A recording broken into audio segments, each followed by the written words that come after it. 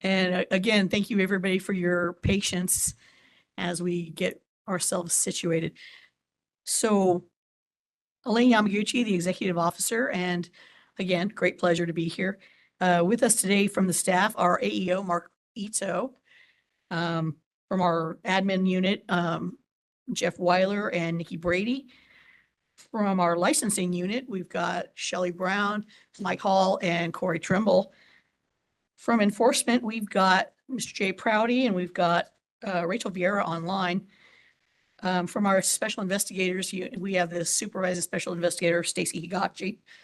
From education, always the fun group in the room. Our SNEC, Judith McLeod. Our NECs, Jessica Gomez, Cindy Fairchild, and Roberta Thompson. Our analysts, Nicholas Gonzalez and Geraldine Marcino. And online, the NECs, Faye Silverman, Clarissa Swanson, Alice Noquez, and Tara Davila.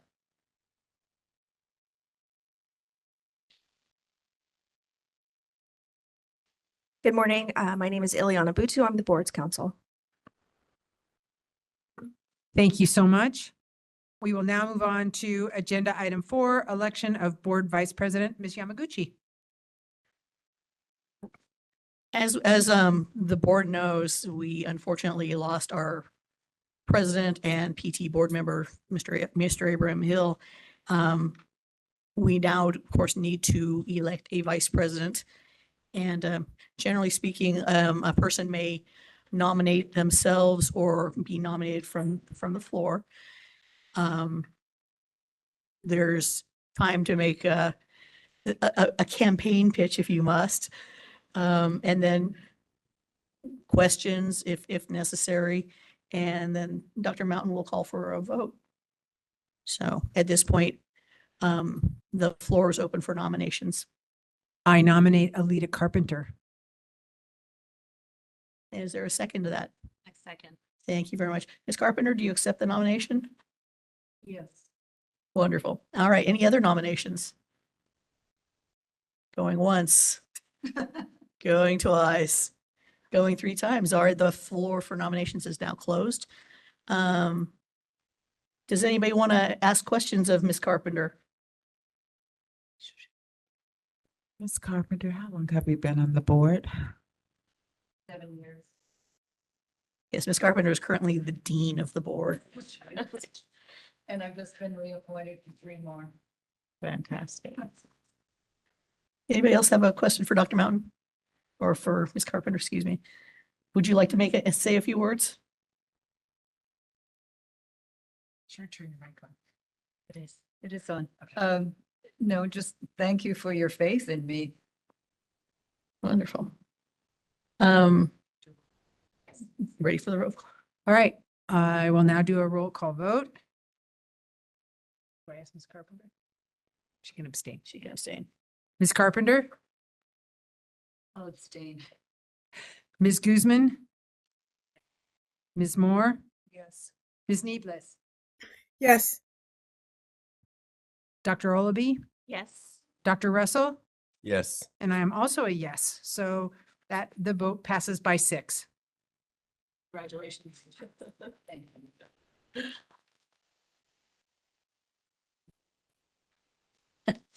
All right, we will now move on to agenda item 5, acceptance of the minutes from the May 15 and 16, 2025 and June 6, 2025 board meetings.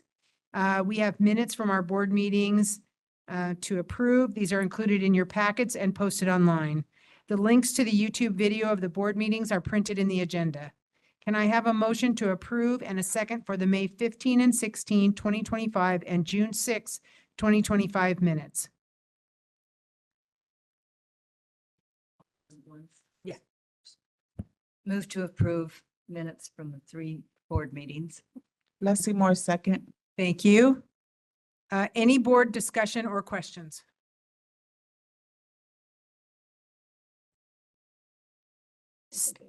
Seeing none, is there any public comment in the room?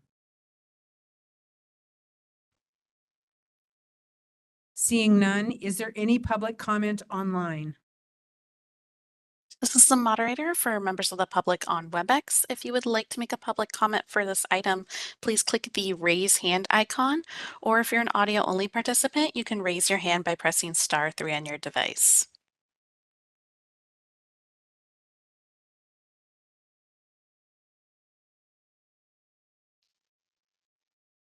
All right, and it appears there are no requests for public comment at this time. Thank you so much. We will now do a roll call and establish who's in favor, opposed, or abstains. Ms. Carpenter, Yes. Ms. Guzman, Ms. Moore, Yes. Ms. Neeblis. Yes. Thank you. Dr. Alabi, Yes. Dr. Russell. Yes. I am also a yes. That passes unanimously. All right, we will take agenda item out of order at this time. So agenda item 8 is the Psychiatric Technician's Occupational Analysis at CA Office of Professional Examination Services. Thank you so much for coming, and go ahead.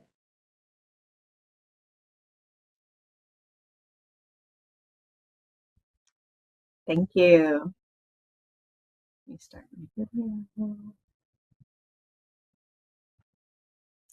And will you be showing the slides, moderator? Yes, 1 second. We have them uploaded, and they should be in the drop down for our staff who's running the slides. One moment.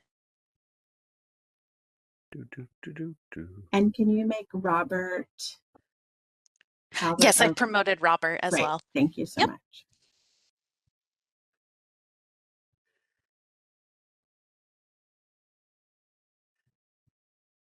We good? Audio test? Yep, we can hear you. Wonderful. Thank you. All right, 1 second. Let me. Is it possible to put the slides up on the screen in the room? Oh, okay, sorry about that. Great. Well, good morning. Thank you for having us. I'm Amy Welch-Gandy, OPES Chief, and with me is Robert Calvert, our Senior Statistician. We are here from the Office of Professional Examination Services, or OPES. Next slide, please.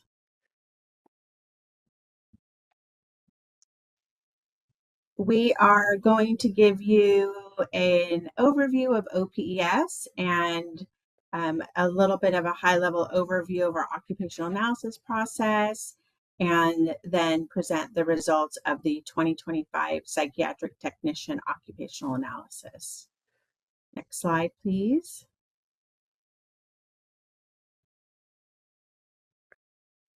So OPES currently works with 24 of DCA's boards, bureaus, and committees through interagency contracts. We deliver California-specific licensure examinations and evaluate national examinations for use in California. And we also provide consulting to all of the DCA programs on examination-related issues or questions that they may have through pro rata services or funds. And we have a group of 10 test specialists who are educated and trained in licensure development and validation. And we make our recommendations based on law, DCA policy, professional guidelines, technical standards. And Robert is the test specialist who recently took over your program for psychiatric technicians. And he will be covering information about the OA results in a few slides ahead. Next slide, please. Business and Professions Code Section 139 was created in 1999 and applies to all DCA boards and bureaus. Business and Professions Code 139 was developed to help ensure that all licensure examinations used by DCA are psychometrically sound, job-related, and legally defensible. They must be based on a current occupational analysis of the profession, and they must meet technical standards for validity. Business and Professions Code Section 139 requires that boards submit to DCA an annual report indicating the date of their most recent occupational analysis and other information about their licensure examinations.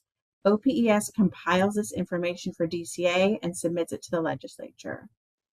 Business and Professions Code Section 139 also mandates that national examinations be reviewed in accordance with policy guidelines set by OPES. Next slide, please.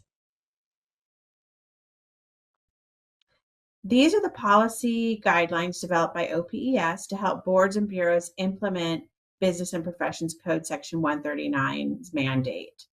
And it's an ongoing process. First, OPES has developed a specific licensure examination validation policy for DCA, and this policy is updated as industry standards evolve. OPES also has developed other policies and department memorandums that provide a structure for the examination development and evaluation work that we do. OPES policy specifies the standards for educational and psychological testing as the technical standards to be followed when evaluating licensure examination programs. We refer to them as the standards. These standards are universally accepted by all testing professionals. Next slide, please. The standards were specifically designed to help ensure that examinations are fair, valid, and reliable. Taking a look at the big picture, the purpose of a licensing exam and DCA's mission is to protect the public.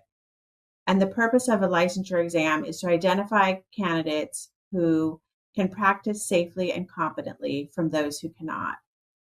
Licensure examinations must be developed to provide a valid and reliable method for doing this. And to be fair, when we are making decisions about who is legally allowed to practice, we must focus on entry-level tasks and knowledge important to public protection. When licensure examinations are developed, it is critical that examinations protect consumers while not limiting access to occupations. It's a balance between these two goals, and we find that balance by ensuring that examinations focus on entry-level tasks and knowledge critical for public protection. Subject matter experts, or SMEs, are licensees who are currently practicing and in good standing with the board, and SMEs must be involved in all phases of licensure examination development. Next slide, please. The first step in developing a valid and reliable examination is to develop a description of practice with the various content domains to be measured. And we do this by conducting an occupational analysis. It's also called a job analysis or practice analysis. The occupational analysis is a study of the profession to identify the important tasks that new licensees must be able to perform safely and competently at the time of licensure, and the essential knowledge that's required to perform those tasks effectively. The occupational analysis is the first step in what we call the cycle of exam development. The results of the occupational analysis include a detailed description of practice, which is divided into content domains, and an outline for developing the licensure examination. The next step is to work with subject matter experts to write and review test questions, also known as items, construct the examination, and then finally determine the passing score. Next slide, please.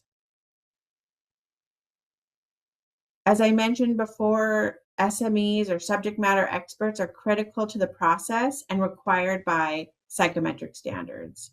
OPES works with the board on how to select a representative group of SMEs.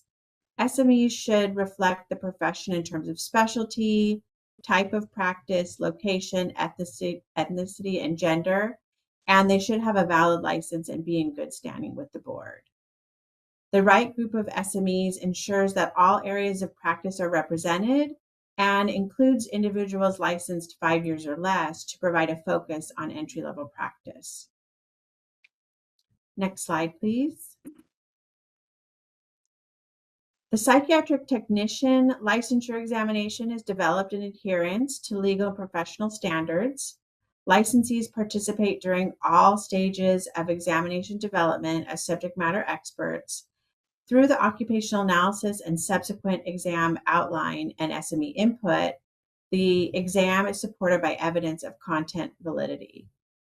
Classical test theory, and IRT are both used in the development and scoring of the psychiatric technician examinations. Next slide, please. The first step in developing a valid and reliable examination, and whether at the national or state level, is to develop a detailed description of the content domains to be measured. And we do this by conducting the occupational analysis. As I mentioned earlier, it may be called a job analysis or practice analysis. The occupational analysis is a study of the profession designed to identify the important tasks that new licensees must be able to perform safely and competently at the time of licensure, and the essential knowledge required to perform those tasks. The results provide a detailed description of the practice, and they provide an outline for developing the licensure exam. As you know, professional practice is continuously evolving and changing due to new research, new technology in the field, and new methodologies.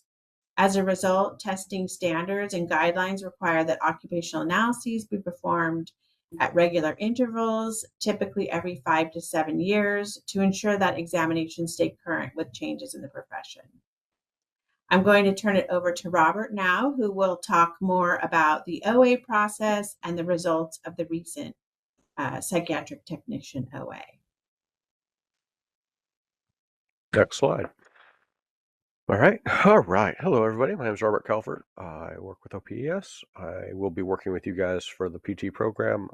So if you have any OPS-related concerns, it will probably go through me. With that said, I'm going to give a brief introduction to what our occupational analysis was and the results from that. Sometimes I'm going to be reading what's on the screen. I know you guys can read. All right. In conducting an OA, there are some basic steps in the OA process. The process begins with the involvement of SMEs, and SMEs are used throughout, as Amy said earlier. We try to make sure they have different backgrounds, work settings, experience levels. When we're looking for the experience level, we want entry level, generally speaking, because that gives us better insight into what that base level of knowledge is. SMEs review a draft task of knowledge statements, develop content areas, and identify demographic variables that are of interest in our survey. Those task and knowledge statements are what we build the examinations around, or what we evaluate another examination to see that they match up with what we said content-wise was important. Once those statements are developed, a survey is sent out to practitioners throughout the state to determine the frequency of each of those tasks and how important each task is. A task that is frequently performed and very important would absolutely be something we want to include in examination, or something that was not frequently performed but was very important is also going to be included but would score slightly lower on the criticality index. Something that is not exceptionally important and not frequently done, even though it's part of the profession, would probably not make the cut into what we call entry-level baseline. Once the results of the survey have been received and analyzed, another group of SMEs will review the survey results and determine the final examination outline, which will specify the weights assigned to the different areas. So once we get this pile of statements of all these different tasks and knowledges that are performed, a group of SMEs come through and say, okay, yeah, there's 40 different tasks here, but it's only worth 10% of this overall thing. So it's not just a direct relationship to how many tasks there are, and it's based on the profession and what the SME's judgment is.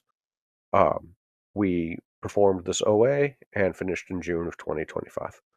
Next slide, please.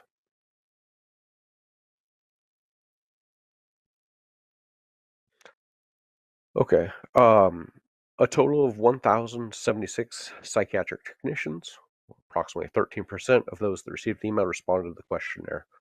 That's pretty typical response rate to unsolicited surveys. It's not exceptionally concerning to us. The final number of respondents included for the analysis was 485. The reason for that is people who start the survey might not finish. So if we have incomplete data, there's at some point we put a cutoff and say we didn't get enough information. OPS excluded data from respondents who indicated that they were not currently licensed, practicing psychiatric technicians in California, and we also excluded questions where there was a large proportion of incomplete answers. Next slide, please.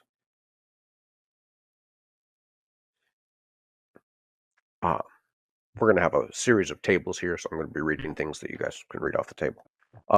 Psychiatric technicians reported a range of years of experience from 21 to 1 to 5, with the 21 at 20%, 1 to 5 to 25% as well. Again, we're really interested in that 1 to 5 range. We want to make sure that a good chunk of people responding are there, and this meets that requirement. That preference is because we're fundamentally interested in entry-level work. All right, next slide.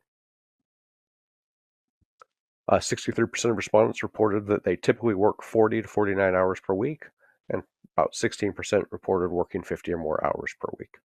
Next slide, please. Approximately 60% of respondents reported that they typically work a day shift, 23% reported evening and swing shifts, and 14% reported working at night. Just as a reminder, these questions, the demographics we're getting information from, came from the SMEs as to what they thought was important for us to understand about their work setting. Next slide, please. The majority of respondents, 75-ish%, reported that a typical shift was 8 hours. With those reporting working other shift lengths, 30% reported working a 16-hour shift. 3%, not 30, 3%. Sorry, typo. Next slide, please. Good. I'm sorry. You got it. 54% of respondents reported working in a state government organization. Approximately 45% reported across city or county government and not-for-profit or for-profit. That's mildly important because there are rules about a state employee providing SME work for us.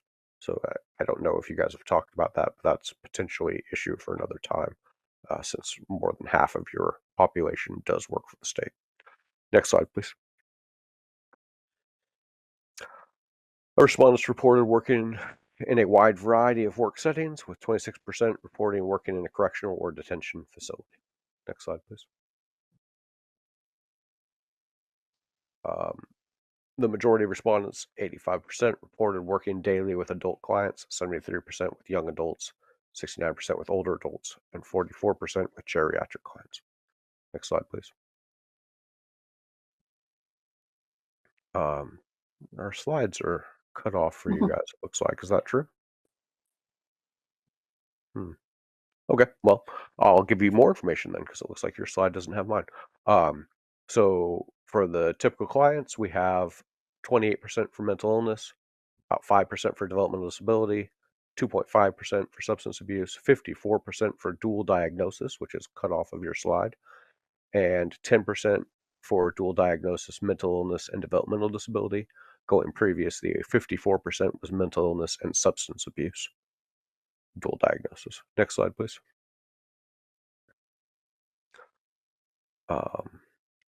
Again, we're not cut off here. 56% of respondents do not supervise staff. 26% supervise 1 to 5 staff. Next slide, please.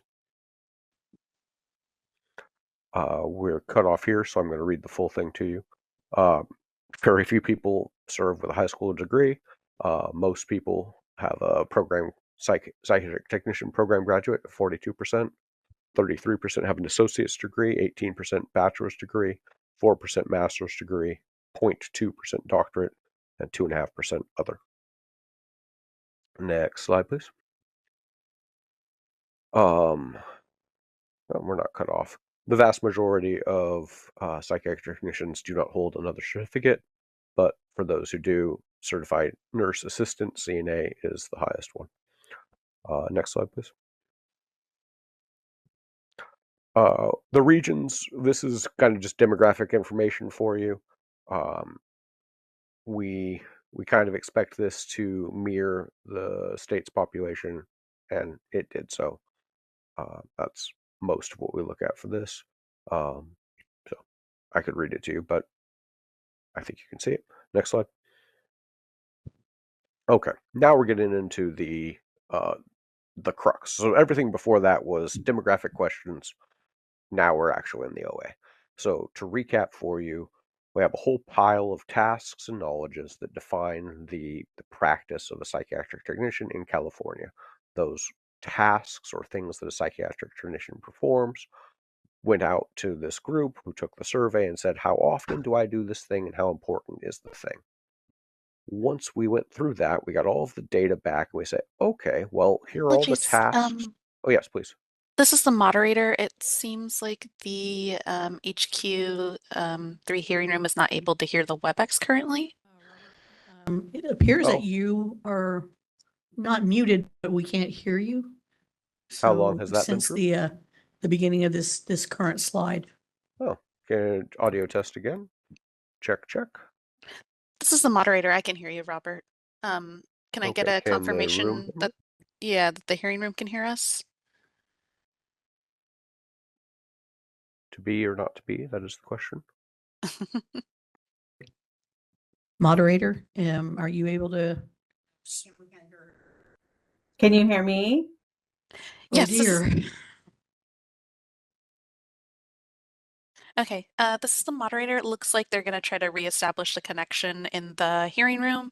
It looks like they might be having some audio issues. Okie dokie. Apologies for that. Not your problem.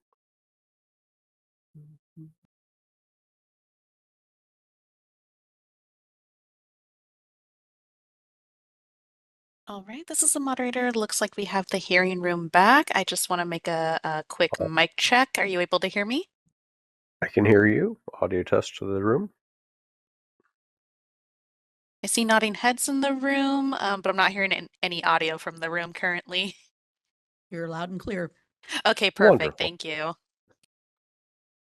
Okay, I'm going to assume you didn't hear anything from the slides, so I'll start again. So what I did previous to this was to discuss all the demographic data from the survey. Now we're jumping into the actual content, the reason why we run the occupational analysis, and this is the outline of those weights that are derived from those different workshops. So just as a recap, we develop a whole bunch of tasks and knowledges that are performed by these professionals. And then we will go through and categorize those. So we put them, okay, these things are basic nursing care, these are psychosocial, et cetera. We give names to the categories.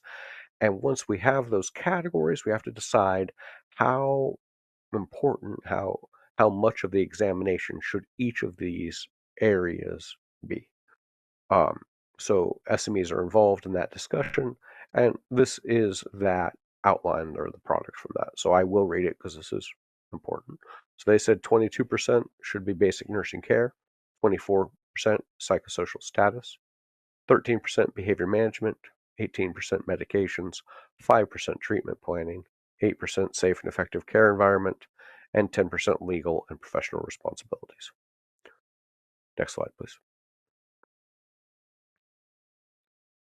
So we said basic nursing care, but then they go through and define what that means with a few more words. So the definition of basic nursing care, as per the SMEs, was this area assesses the candidate's knowledge of identifying client physiological status, preparing clients for nursing interventions and treatments, and performing nursing interventions and treatments. Next slide, please. The second content area, psychosocial status. This area assesses the candidate's knowledge in identifying client psychosocial status, providing psychosocial interventions and assistance with activities of daily living, educating clients on social, interpersonal, and communication skills, and maintaining a therapeutic milieu. Next slide, please. The third content area was behavior management at 13%. This area assesses the candidate's knowledge of identifying maladaptive behaviors, performing behavior management interventions, applying crisis management interventions, and educating clients on self-management strategies. Next slide, please. This area, medications, 18%. This area assesses the candidate's knowledge of preparing, administering, and documenting medications and treatments in accordance with legal requirements, providing client education on medication and treatments, and evaluating client response to medication and treatments. Next slide, please. Content area 5, treatment planning. This area assesses the candidate's knowledge of communicating assessment data and assisting the treatment team with the development of the treatment plan, including discharge planning, client education, and evaluation of effectiveness. Next slide, please. Content area 6, safe and effective care environment, 8%. This area assesses the candidate's knowledge of identifying and providing for client and staff needs through effective supervision and management while ensuring a safe and therapeutic environment. Next slide, please. Content Area 7, Legal and Professional Responsibilities, 10%. This area assesses the candidate's knowledge of complying with legal, ethical, and professional requirements related to the psychiatric technician profession. Next slide, please. 2025 Examination Outline Implementation. So the psychiatric technician licensure examination starting in September 26 will be based on this new outline. We then publish that so that candidates have information on the relative weights and areas therewith. In general, I can check with Amy. We publish all of the tasks and knowledges. So if that is relevant, they can examine it. That ends my presentation. Are there any questions from the board?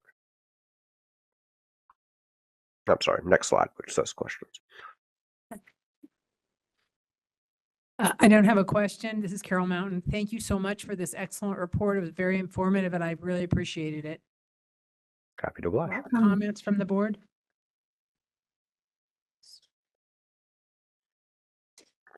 Are there any public comments in the room?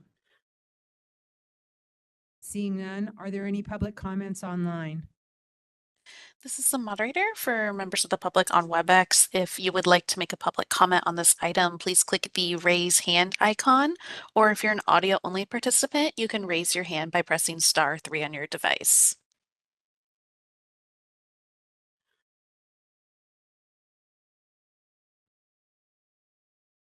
And while we wait for people on WebEx, let me go ahead and switch over to our main slide and get those WebEx instructions up.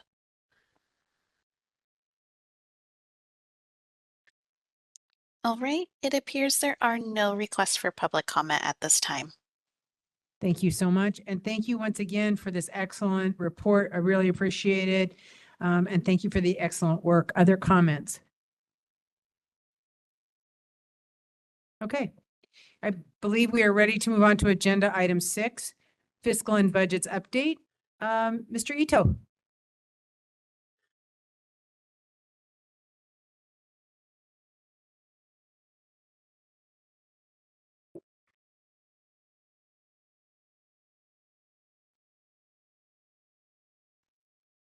Good morning, everyone.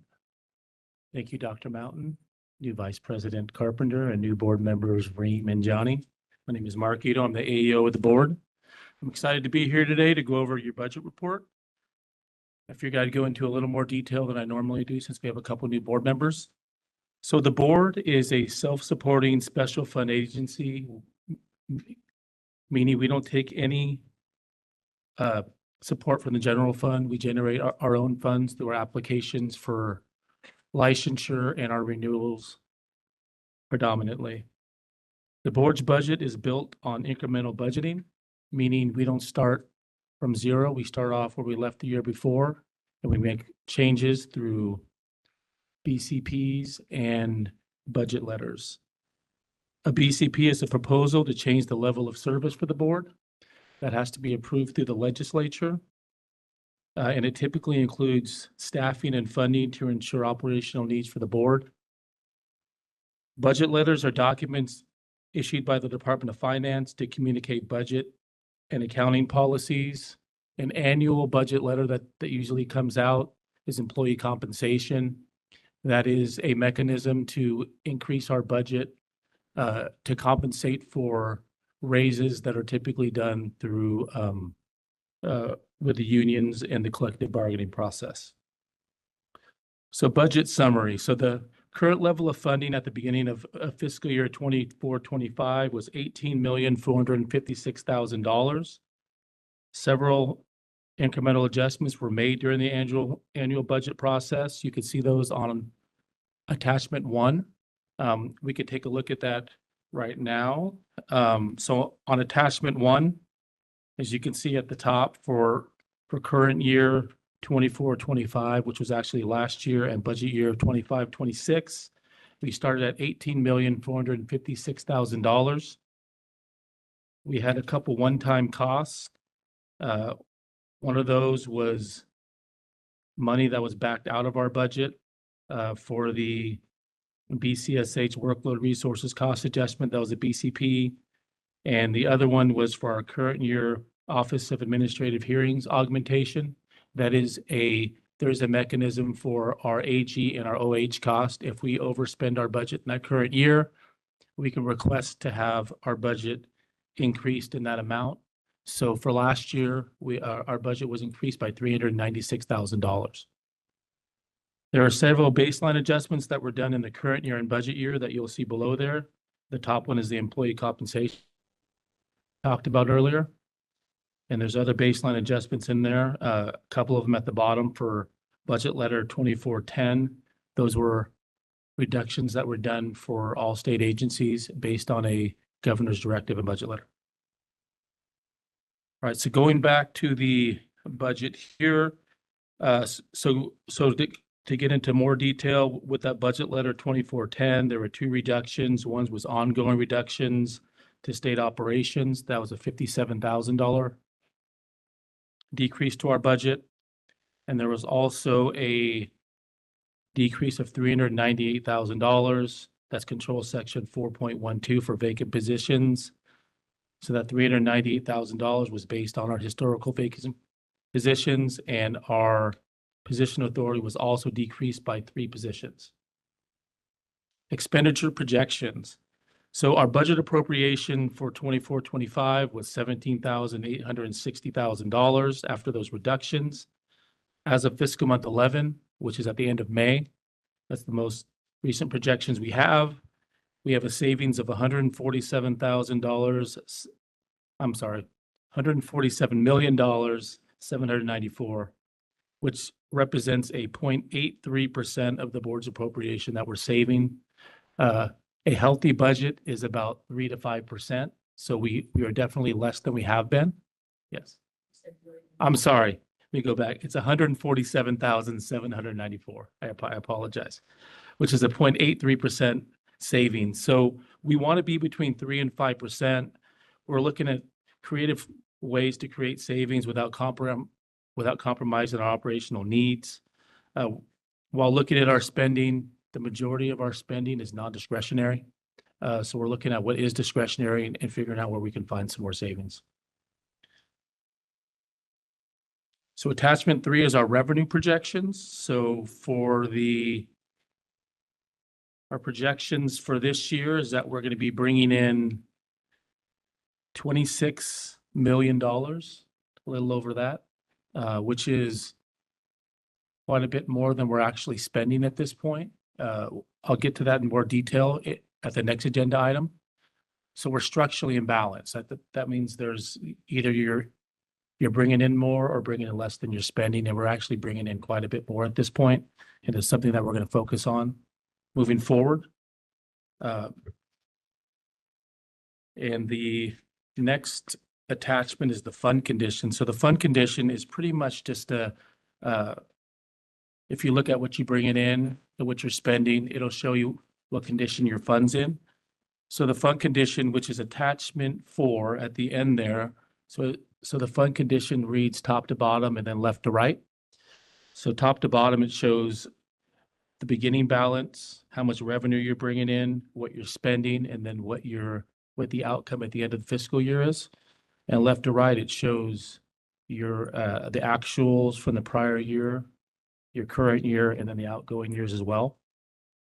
So an easy way to look at it is if you look at your beginning balance, you add your revenue, you take away your expenditures, you'll end up with what your total expenditures are at the end of the fiscal year.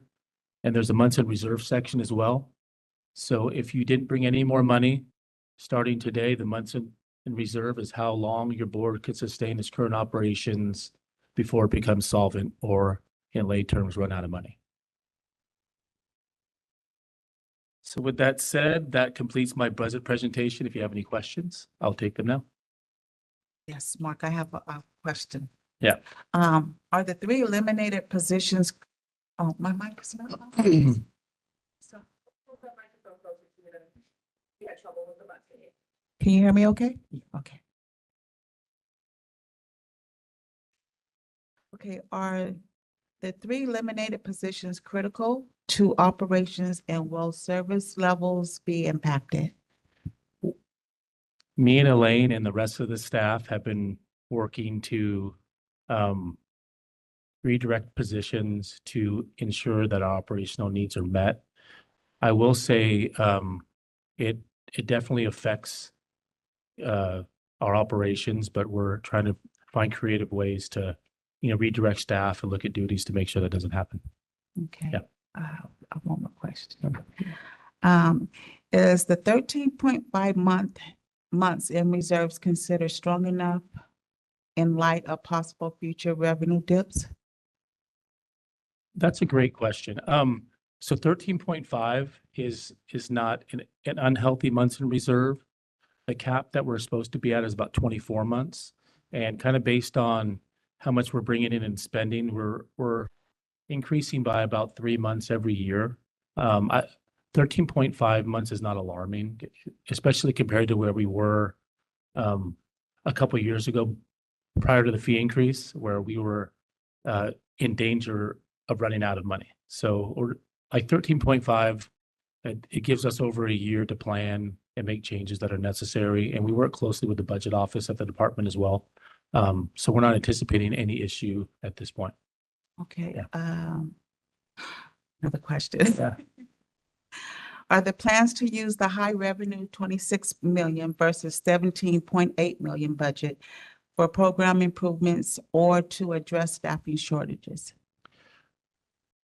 That's another great question. So there's a difference between your fund and your budget appropriation. So although we're bringing in quite a bit more than we're spending, we actually can't spend beyond our budget appropriation without a BCP or budget letter, or, there has to be a mechanism to increase our budget. So all that we're bringing in more money, we can't necessarily spend it.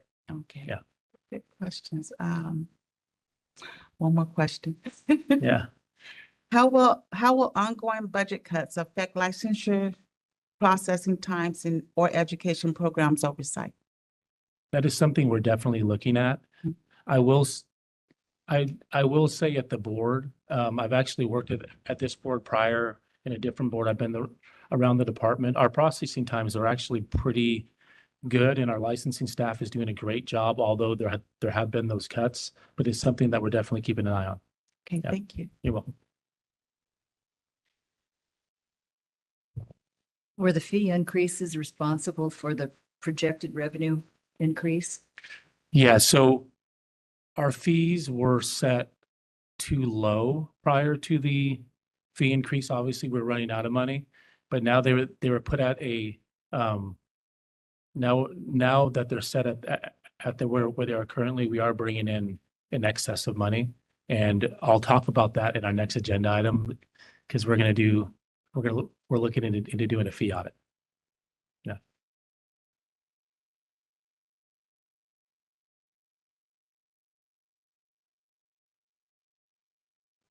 Excellent questions from the board. And I'm wondering if there's any public comment in the room.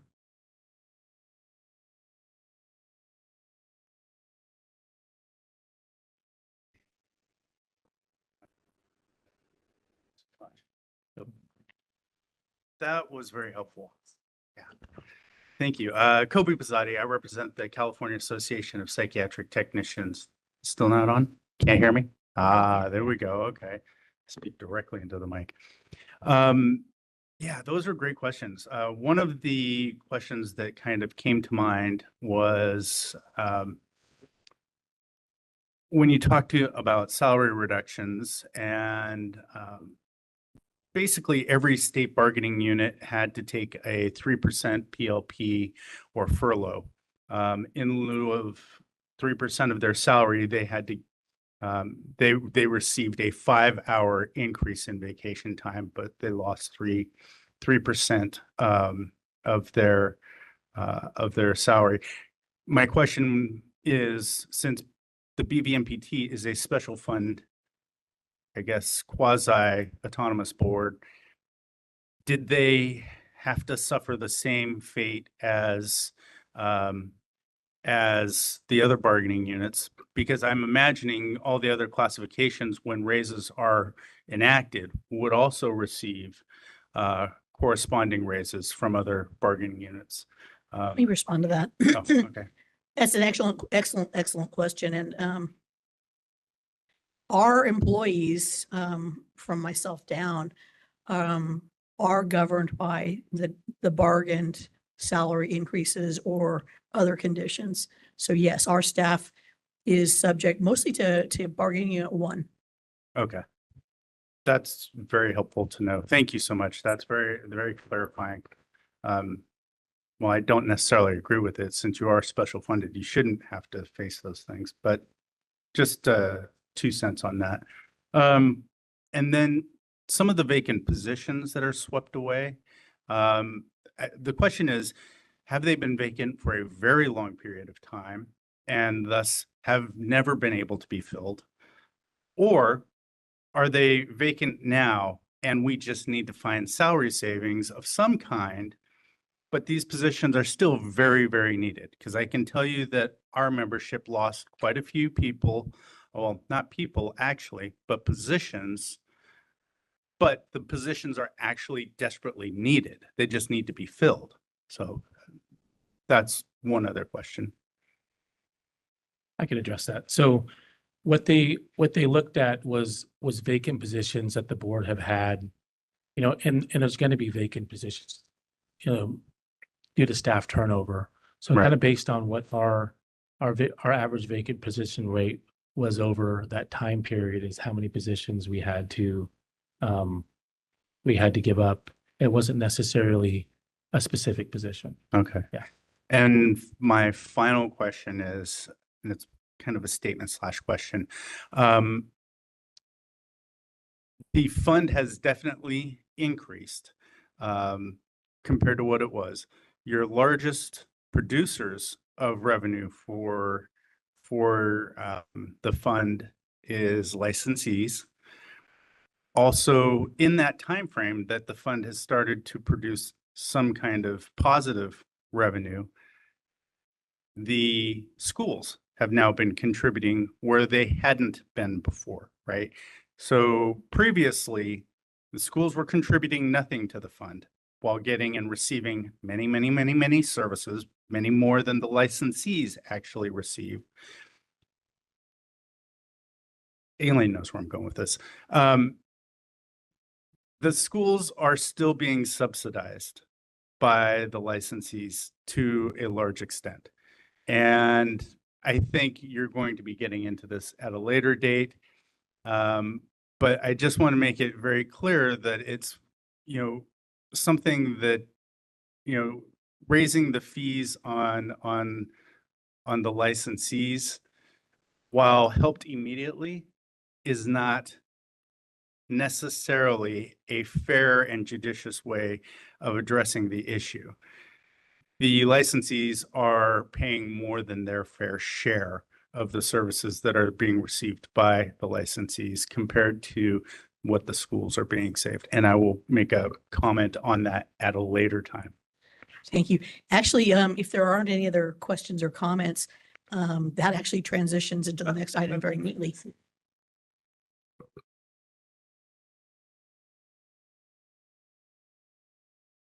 Oh, want me to read? My apologies. So item B. Yeah. Request authority to start fee audit RFP process. Marquito, I assumed you were just going to go right into it. My apologies. Thank you, Dr. Mountain. So as mentioned in the previous agenda item, the board is structurally imbalanced. Apologies. Do we still need to take public comment on WebEx? My apologies too. We do need to take public comment online for the previous fund condition and budget updates. Is there any public comment online? This is the moderator for members of the public on WebEx. If you would like to make a public comment on this item, please click that raise hand icon. Or if you're an audio only participant, you can raise your hand by pressing *3 on your device.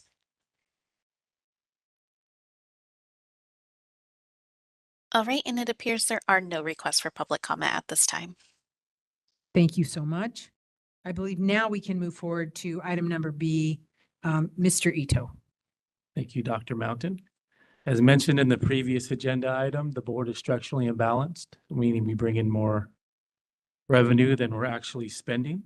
So we're looking into doing a revenue fee audit to determine what the fee should appropriately be set at for our fees for the job that we're actually doing and how much it costs. So you have the report in front of you. I'll highlight parts of the report here. In 2021, the board sunset bill, AB 1536, authorized the board to assess a modest application fee to approve new VN and PT schools for continuing approval of existing programs and for new programs. These, the board promulgated regulations in 2022, and those fees were set. As referenced, the RN board has charged such fees since 2016, which are currently $40,000 with a statutory limit of $80,000.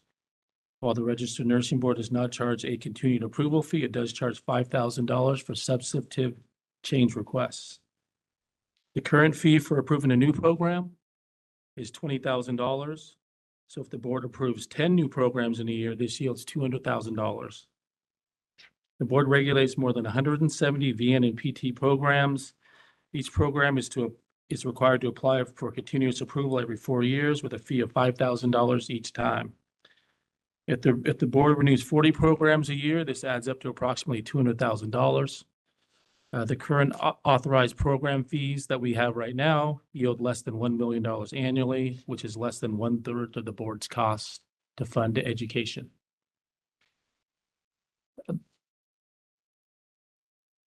So as I mentioned previously, the board's current fund condition, it is healthy. We're bringing in more than we're spending. So we need to figure out what the fee should be set at. And in order to do that, we need to do a fee audit. About 90% of our fees can be adjusted through regulation, but we do have some fees, particularly the school fees that are set in statute and in law. So it's most appropriate for a fee audit to be done if we're going to be included in a bill, which is probably going to be our sunset bill. So in here, we have a few options in the report of how we can get this fee study done. We could do an in-house study. We don't believe that we have the staff bandwidth to get that done. I used to work in the department's budget office, and I will say the work to do a comprehensive fee audit is pretty extensive. And on top of that, we think if it's going to be included in the sunset bill, that it should probably be done by a third party. So it doesn't look like it's a biased audit if it's done by someone in-house.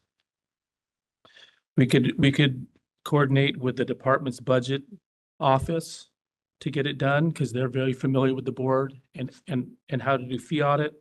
We're not certain that they can accommodate it just as the board, especially not in the next coming months.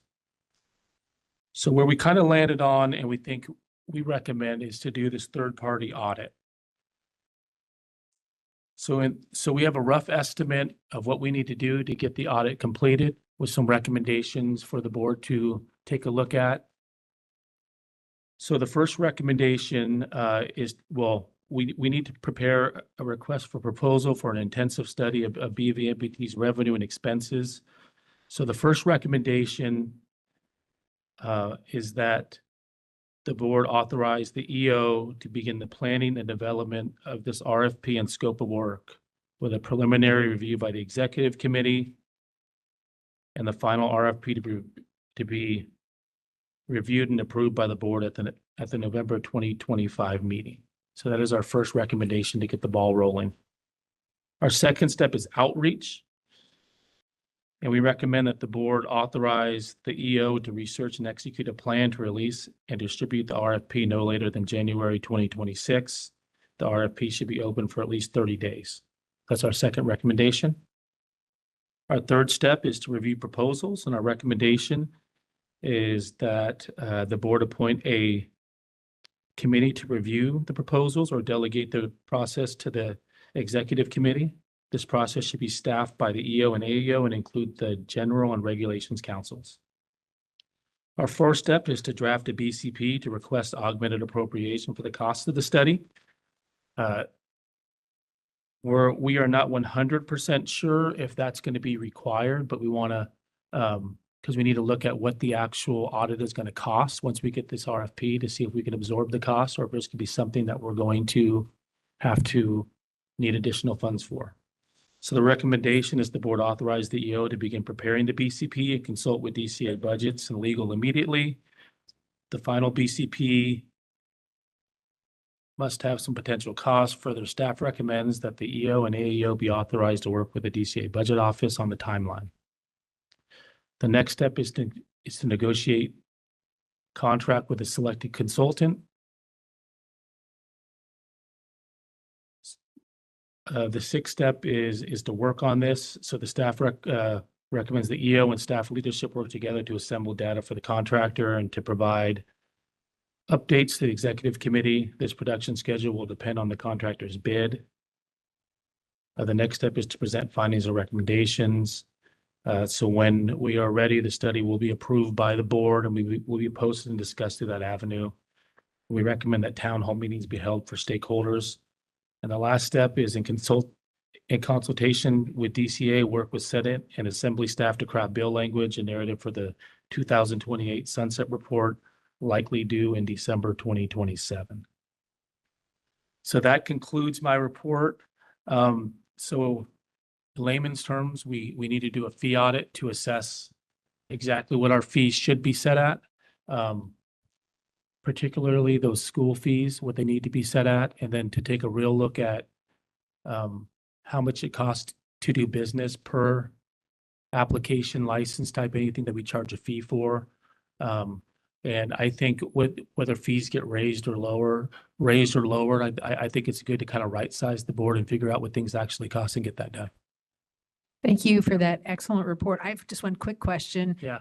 Where are we at with the Cite and Find? Did we get that approved or is that sort of just hanging on the burner? I mean, not that I think once it goes through, one person will get fined and then everybody will get their stuff together. I'll So defer that to Elena. Yeah.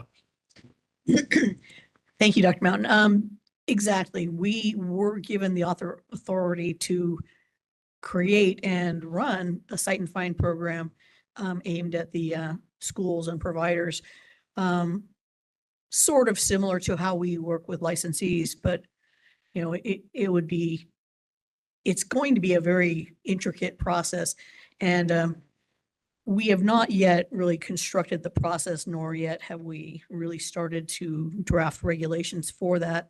But we have had some conversations about it. But I think you're right. And truthfully, this is exactly what the legislature had said was that this Cite and Find process is really kind of a safeguard. And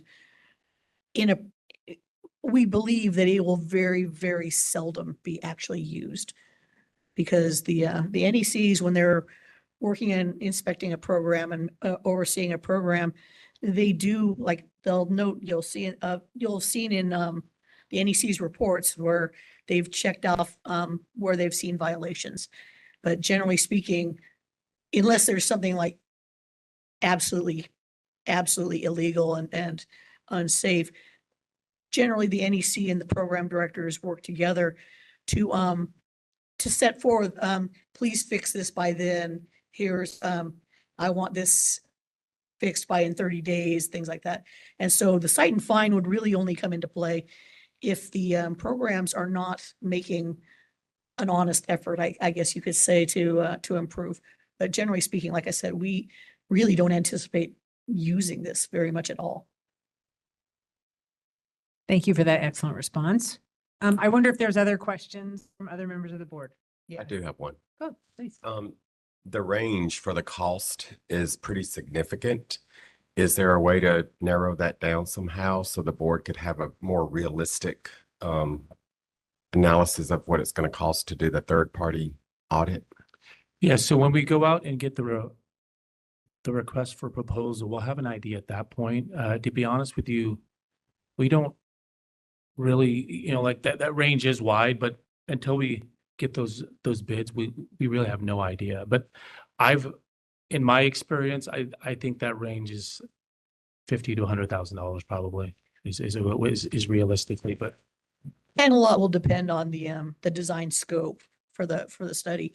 But short of, as we do this, the outreach to, potential contractees, short of gossiping with them of how much you think, it's really hard to tighten that up right now because, and there's not a lot of track record within DCA boards because one, all the boards are so very, very different. And two, a lot of the boards in the past probably 5 years have relied on DCA budgets to do these studies. So it's really difficult and I understand. And boy, I'd really, really like to have a better number too. So just to add on to that real quick, is there a potential to be more cost efficient by bringing in some temporary staff to help your bandwidth internally, if that's an option? So the issue with bringing in temporary staff is your budget does not get increased if you bring in staff. So with the current condition of our budget appropriation and our savings, we'd have to eat those costs at the end of the day. So we're projected to save $147,000 right now. So if we brought in additional staff, it would decrease that number. Because that's the amount that we have to actually spend at this point is $147,000. But I think to your point, Dr. Russell, it is also possible that the department does have a number of consulting and counseling groups, the Organizational Improvement Office, for example, who we worked with many times in the past to really identify the chain of work and find where we could possibly make things a little bit more efficient. Chances are we'll try and avail ourselves of that as well. And that's paid for by our pro rata.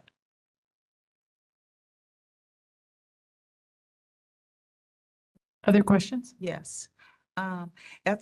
This is about the impacted urgency. If the fee structure is unsustainable, what risk do we face by waiting until 2028?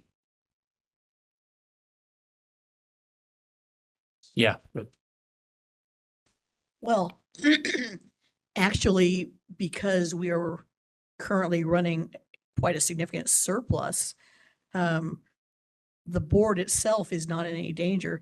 The problem, of course, that we hope to repair by the fee study is that we need to create a fair, equitable, and sustainable fee structure overall so that everybody is pretty much making if not completely 100% contributions, at least a substantial contribution to the overall cost. So waiting to 2028 is, I think, you're right. It's going to take a little while to do that. But we're fairly confident that the sunset bill is actually the most appropriate vehicle to do so. And really, if we looked into a special bill, it wouldn't actually probably result very much quicker. Another question. How will we ensure the study of it is impartial and comprehensive?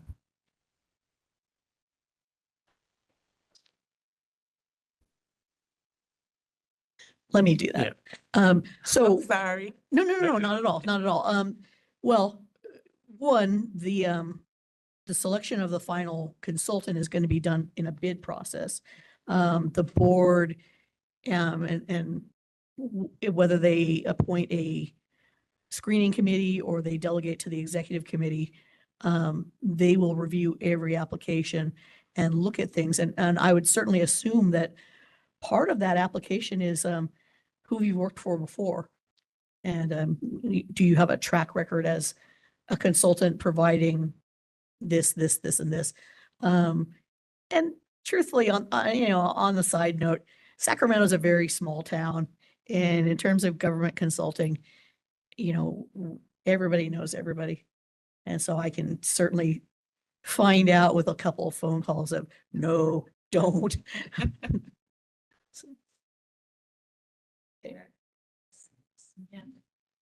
Should I say the name? Yeah. Okay. Reem Olabi. So thank you so much. That was amazing.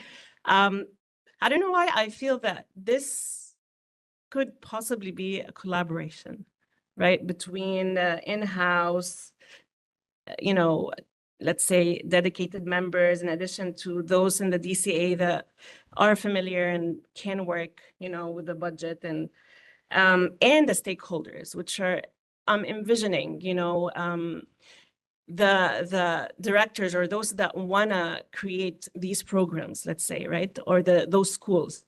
So I think maybe having a stakeholder engagement plan in place where we get, you know, feedback and through surveys, focus groups, and then having both the in-house team, if there is any, and, you know, the DCA and whoever can help from there.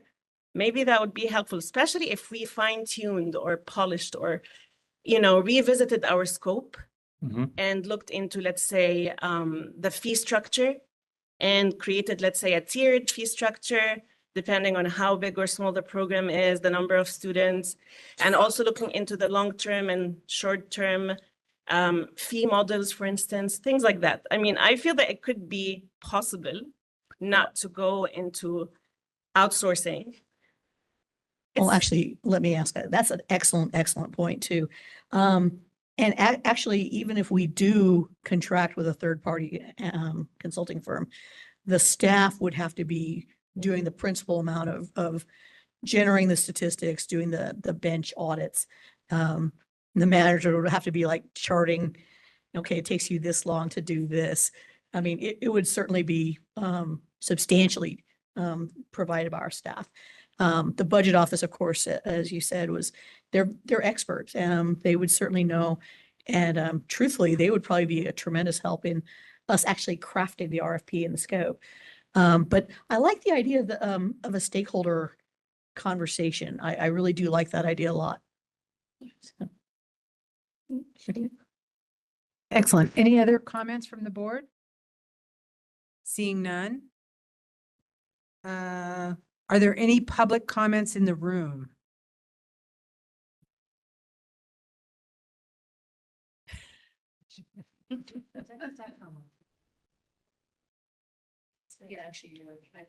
Second to authorize this.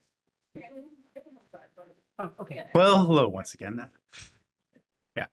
Okay, plus there was like several collected recommendations sequentially. Okay. Sorry. Well, hello once again. Kobe Pizzati from the California Association of Psychiatric Technicians. I just wanted to first of all say CAPT really supports this fee audit. I can't begin to tell you how long we've worked on this in terms of actually getting a fee in place for schools. I've been working with CAPT for 13 years, and the effort has probably predated me by at least another decade. So this has been going on for a very, very long time. It brings joy to my heart to see fees actually in place for schools as kind of a pay for service type of situation.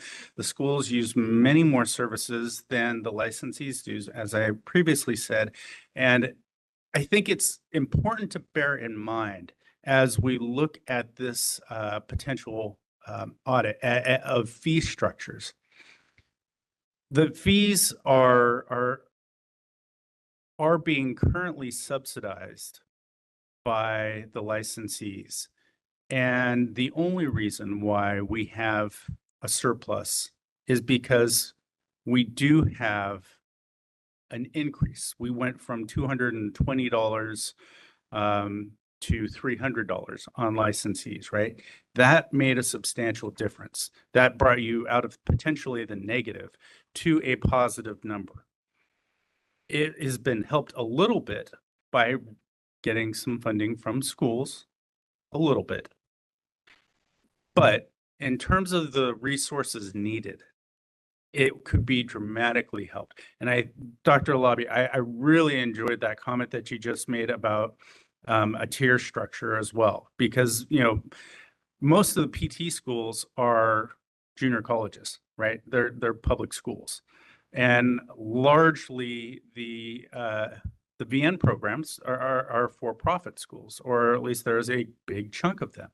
And so, you know, the ability to make back monies off of fees is going to be borne by the for-profit schools. They just have the ability, right? They can have larger classes continually to run through, and they can charge whatever they want. For now, the PT schools cannot. And so I have to sit here and actually stand up for the schools and the PT program. And like I said, I think that's a great idea in terms of structuring. And I think it's one we've kind of talked about before, but I really do enjoy that. So thank you, and we support this idea. Thank you very much. And thank you for your comments. And remember, it's community college, not junior college. Sorry. My bad. Thank you. Should we take public comment online? Okay. Is there any public comment online? This is the moderator for members of the public on WebEx. If you would like to make a public comment on this item, please click that raise hand icon. Or if you're an audio only participant, you can raise your hand by pressing *3 on your device.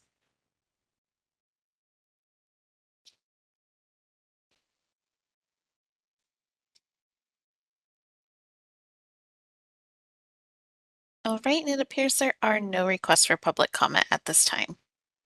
Thank you so much. At this Oh, time. I apologize. We do have a public comment that just came in at the last Excellent. minute. Thank you so much. So I have Hilda Lakey, and Hilda, you'll be given 3 minutes to speak with a 30-second warning. Please click the unmute me button when the prompt appears on your device.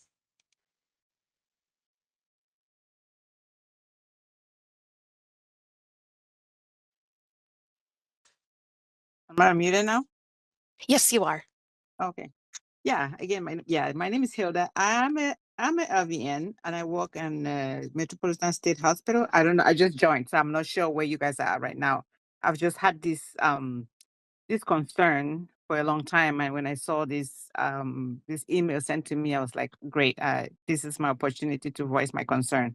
So I work at Metropolitan State Hospital in Norwalk, and the pay gap is like just enormous between an LVN and a PT, and we basically do the same thing.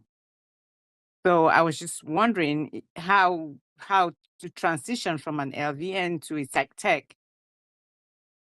How possible is that? Because I went to Cyprus, and they're telling me I have to do all the prerequisites for like somebody who's just starting school. And they don't take, the state hospitals don't take experience into consideration. Like for me, I have done psych for like almost 15 years before I went to Metro. And they don't take that into consideration. And when they hire somebody straight out of school, they pay them more than me, which is, to me, doesn't make any sense. That's just my concern. I've been trying to see if I can transition from LVN to PT, but the process seems to be daunting. If somebody can just like give me like enlighten me on how I can go about that. I'd be happy to respond to that, actually. Although this is actually not the conversation to address that issue. What I would say though is, generally speaking, our education unit and our stakeholders, and certainly the board, are very, very interested in developing ways to get more people into both of those professions. Whether there is an ability to create a bridge program for VNs to psych techs, I don't know. It would take a great deal of research and analysis. I don't think that quickly it could be done, certainly. It's a real odd thing, because you're right, in a way, there are a lot of similarities. There's a lot of overlaps between the two in given employment sectors. However, there's a lot of really, really distinct differences in responsibilities. And so it would be, a difficult thing, and it would probably be faster to do just, go and enroll in the next program altogether. Council? Yes. Actually, would the board like to consider putting this item on a future agenda? So we can't really get too deep into it today since it's not on the agenda. I would actually refer that to the Education and Practice Committee first. Good. I like the idea of bringing it to education and practice, then we'll bring it back to the board. Okay, how about, can you do a quick motion and a vote on that? Absolutely. Thank you. Is there a motion to bring this topic of a bridge program between LVN and Psych Tech to the Education Committee? John Russell, yes, motion. Thank you. Is there a second? Thank you. Do I do a roll call vote? Yes. All right, I will now do a roll call vote on that motion. Ms. Carpenter? Yeah. Apologies, this is the moderator. Do we need to take public comment on the motion first? Oh, okay. Let me open it up to public comment in the room. Okay, seeing none, thank you. Could you please open it up online for public comment? Sure. This is the moderator for members of the public. If you would like to make a public comment on the motion that was just made, go ahead and raise your hand. If you're an audio only participant, you can raise your hand by pressing *3. I did have a couple people for the last item we were on with their hand still raised. So if you could lower it briefly and then re-raise when we go back to the original public comments. All right. It looks like Shirley A. Jones still wants to make a comment on the motion since she still has her hand raised. Shirley, I will request to unmute your microphone. You'll be given 3 minutes to speak and a 30-second warning. Please click the unmute me button when the prompt appears on your device.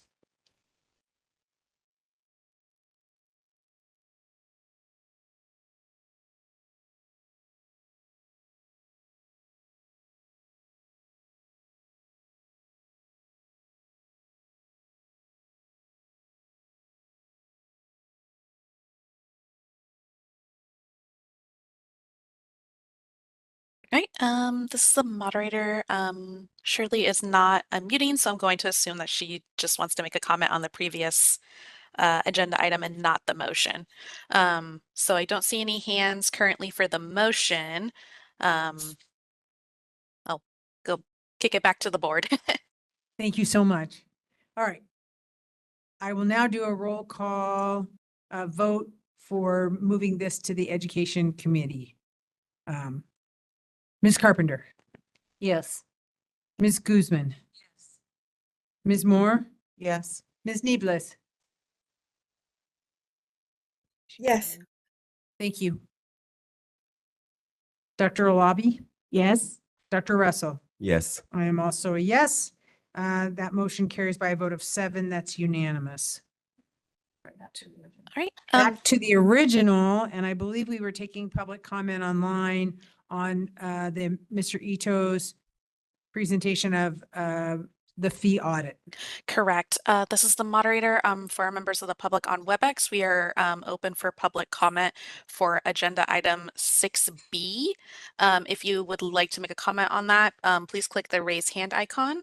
I have Lauren M. And Lauren, you'll be given 3 minutes to speak with a 30-second warning. Please click the unmute me button when the prompt appears on your device. Hello, everyone. I would just like to make a comment in regards to the fees. LVNs already pay the same amount as RNs, and we do not make as much. Our fees need to be dropped down. We need to not have to front the cost for things that shouldn't be our fault. So you guys need to find a way to reduce that. And that donation that's mandatory, that's not a donation if it's mandatory. You guys need to take that off and make it an option, not mandatory.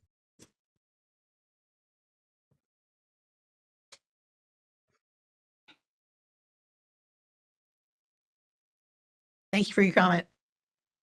All right, this is the moderator. I know Shirley had her hand raised earlier. I just want to confirm, Shirley, if you still want to make a comment on this item, and if so, perfect, thank you. I'll request to unmute your microphone.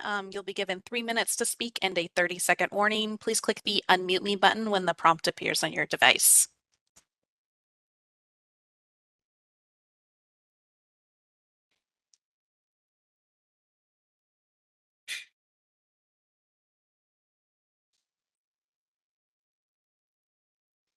Right, and Shirley, it appears your microphone is still muted. I'm going to request to unmute your microphone again. When the prompt shows up on your device that says unmute me, you'll click that. Okay, I think I'm muted. I'm good now. Yep, we can hear Okay, you. I have the green light. Yes, I wanted to also speak on the fees. The fees for the LVNs are too high, and definitely there seems to be, we need a breakdown from the active LVNs to the retired LVNs, because this is where you're going to lose money, because the retired LVNs are going to stop renewing their license. You know, we all coming to a point of when we want to give up our license, and that's the only reason some of that money is coming in. I have been retired since 2002, and I still renew my license. I've never worked a day since I retired. So this is money that I am giving, and I'm not really benefiting from it because I'm inactive. I left on retirement, and I have still kept a current license. I have been president of LVNLC for about, I can't remember right now, our current LVN president got ill. Her husband first got ill and she had to back away. Then she became ill. And I took the position of the president. So what I'm saying, something needs to give as far as LVNs paying such a high fee for renewal. Okay? Like I said, a lot of your LVNs and income is coming in because some of us have not given up our license and paying $305 every 2 years to renew, and we're not using our license either. So that's money that's going to be stopping pretty soon. You have LVNs over 79 going into 80 next year. Some are 85 years old, such as our executive officer. So these funds are going to be limited pretty soon as we get older and as we come out of the working field. And some of the younger ones are not going to 30 be seconds. continuing. Some of them are not going to continue that high fee. So something needs to be done with the fee, or some differences in the school's fee and the retired LVNs, those currently working and the ones retired. I would like for the board to consider that situation also. And I think it would be a good idea if we could make some bridge for the LVNs who want to go into psychiatric technician, that it Apologies, can time happen. is up. Thank you. Thank you. Thank you very much for the comment. Actually, the board was authorized in its last sunset bill to create a retired license category.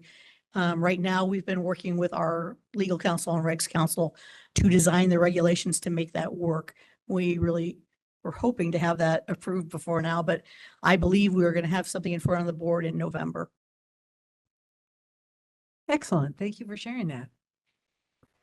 Let's see.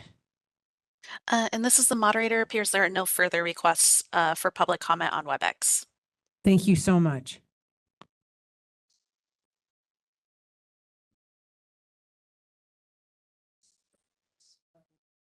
Yes. Do I have a motion to authorize or accept the staff recommendations in the memo regarding the review, audit, and study? John Russell, motion to. Thank you. Alita Carpenter, second. Thank you so much. To go back to the comments. Okay, that's fine. That's okay. Any comments from the board? Further comments from the board? All right. Hi. Is there any public comment in the room? Oh, We moved on from the board already? Okay. Yeah, well, there's no comments. Yes, I'm sorry. And is there any comment in the room? I don't see any. Okay. Wait, oh, I'm sorry, Nellie. Just let me know. Just let me know if I can speak or not. If not, it can wait. Go ahead, Miss Neeblis. I'm sorry. Go ahead, please. One thing that I was thinking about, someone brought up a stakeholder engagement strategy. You know, we're hearing all these different perspectives from LVNs that are retiring, LVNs that want to go into psychiatric technician work, and I'm wondering. I think it was a new board member that brought up the idea of having a stakeholder engagement kind of feedback loop and see, you know, how we can adapt to the needs of our board, the people we represent.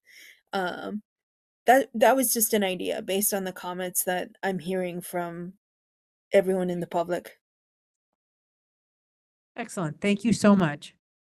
Any other comments from the board? All right, seeing none, any comments from the public in the room? Right, seeing none, moderator, can we please ask for public comments online on the motion? This is the moderator, and for members of the public on WebEx, if you would like to make a public comment on the motion, please click that raise hand icon, or if you're an audio only participant, you can raise your hand by pressing *3 on your device.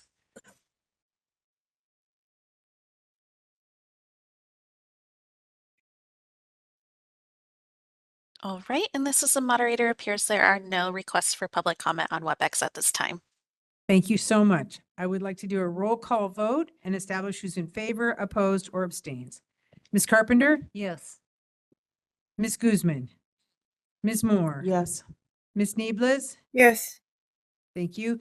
Dr. Alabi? Yes. Dr. Russell? Yes. I'm Carol Mountain. I vote yes.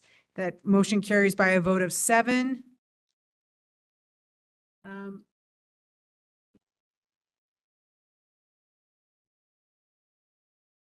Let's go ahead and recess for about 10 minutes and we'll come back and return with agenda item 7.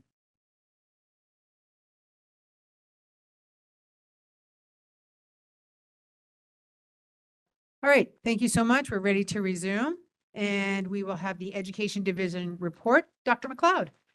Good morning. Yeah. Good morning. The first thing I want to say, it's on. Huh? It's a 7A item. Better? Better? A little more? How's that? Okay. We have a new nursing education consultant we're very pleased to announce. Dr. Alice Noquez, she started on the 30th of June and she is now getting schools. So we are really happy to have her. She's a delight and she's going to be a great addition to our team. So yay! We didn't have a very busy quarter for visits. We only had a total of 6 visits, but I got to tell you, this next quarter is going to be an explosion. So the next report I give you will have a lot more than 6 visits on it. We were in the last quarter at 54 programs that had gone through the at least the LOI process, and since the October of 2022, we had 9 programs that were with NECs that were in the proposed program process. I will tell you that that is now 14 programs. So we are growing by leaps and bounds. And I will tell you again, the next quarter, we only had 1 program in the last quarter approved. We've already approved a program, and I'm anticipating at least 5 more programs to be approved in this next quarter. So it's going to be a very busy time for the education division. We've had a lot of projects going on. We've been working with Opus. Opus is in a new year of doing the psychiatric technician test. So we have those meetings going on. And we are also having a meeting in September It's an innovative practices forum. We're going to have the morning where we're going to be talking about things that they can do, the directors can do to be innovative in their programs. And then in the afternoon, we're going to talk about lesson planning because it's one of the big areas that programs need assistance. So we're going to do a whole afternoon session on lesson planning. So we're looking forward to that. That's going to be on September the 25th. And that's my report. And if anyone has any questions, I'm more than happy to answer them. Yes, we're on 7A, right? Am I correct? 7A? Okay, just a quick question. For the programs removed for lack of communication, is there a follow-up or a reapplication path? Yes, they have, what happens is if they don't get communication, we try to get a hold of them. And then if at the end of there's a 30-day process in the LOI process. So in the LOI process, if they don't correspond with us in 30 days, then they are dropped from the process and they come back in 6 months. If they're not communicating in the proposed program process, they're supposed to be communicating every 2 weeks. The NECs are reaching out to these programs every 2 weeks saying, how you doing? What's going on? The programs are supposed to respond or supposed to be saying, I have questions. What's going on? I don't understand about this. If they get to the second part of there's a 60-day process. The NECs have 30 days to respond to that first 60 days for them to submit their application. If their application is not complete in that first 60 days, then the NECs are going to give them a list of what's not in the application. They have another 60 days to finish the application. If the application is not complete after that second 60 days, they then are dropped from the list and go and come back again in 6 months. So anyone who doesn't communicate or does not continue in the process can come back and reapply in 6 months. Okay, well, great. Okay, thank you. One more question. When will the public dashboard be launched and what merits will be visible? Say that again? When will the public dashboard be launched and what merits will be visible? Yeah, I think you better answer that one. Well, this is a long-standing issue, and we've been going back and forth with our own staff and OIS to put this together. And unfortunately, we have not managed to make really good progress on designing this just yet. So I do apologize. Okay, one more important question. Will the September Directors Forum be open to both VN and PT programs? And how will AI teaching tools be vetted for quality and ethics? The Directors Forum is always open to everybody, all of our directors, all our now 175 programs. Yay! So all the directors are invited. Last time we had 134 directors come and their ancillary staff. We had some assistant directors that were asked if they could come and we had them come as well. So they always do come. We are actually going to have a presentation in our Innovative Practices Forum talking about AI, and we're going to have more extensive presentation next Directors Forum to discuss AI. So we're not doing much with AI yet, but we're going to be discussing how that's going to integrate into programs. Okay, thank you. Thank you so much. So since we're talking about the forum, I'll start with forum-related questions. For the AI, I wonder if part of the program will be about like putting AI policies in place and putting into consideration the stigma that is around the use of AI. The Innovative Practices Forum, the one is going to be a shorter presentation. It's going to be programs that are already using AI and how they're using AI in their programs. For the Director Forum next year, the plan is they're going to be discussing doing policies, how you integrate, how you choose what you're going to be doing, as far as, if a student uses AI to do a project when they're really not supposed to, how are you going to deal with that? Those are the things we're going to have because it's going to be a longer presentation. The because we're doing a morning of these innovative practices, they're only doing about an hour. We're going to probably be giving them a lot longer presentation time in the spring next year to be able to do more of that policy and starting from scratch. Now, what do you do and how do you integrate it into your program? So that's what we're looking at.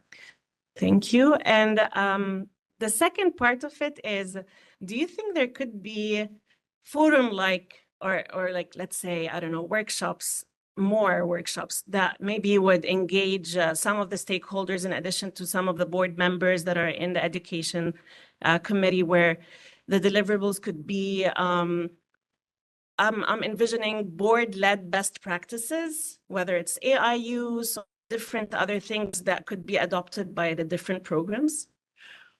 What we've looked at is up until this year, we only did one presentation a year.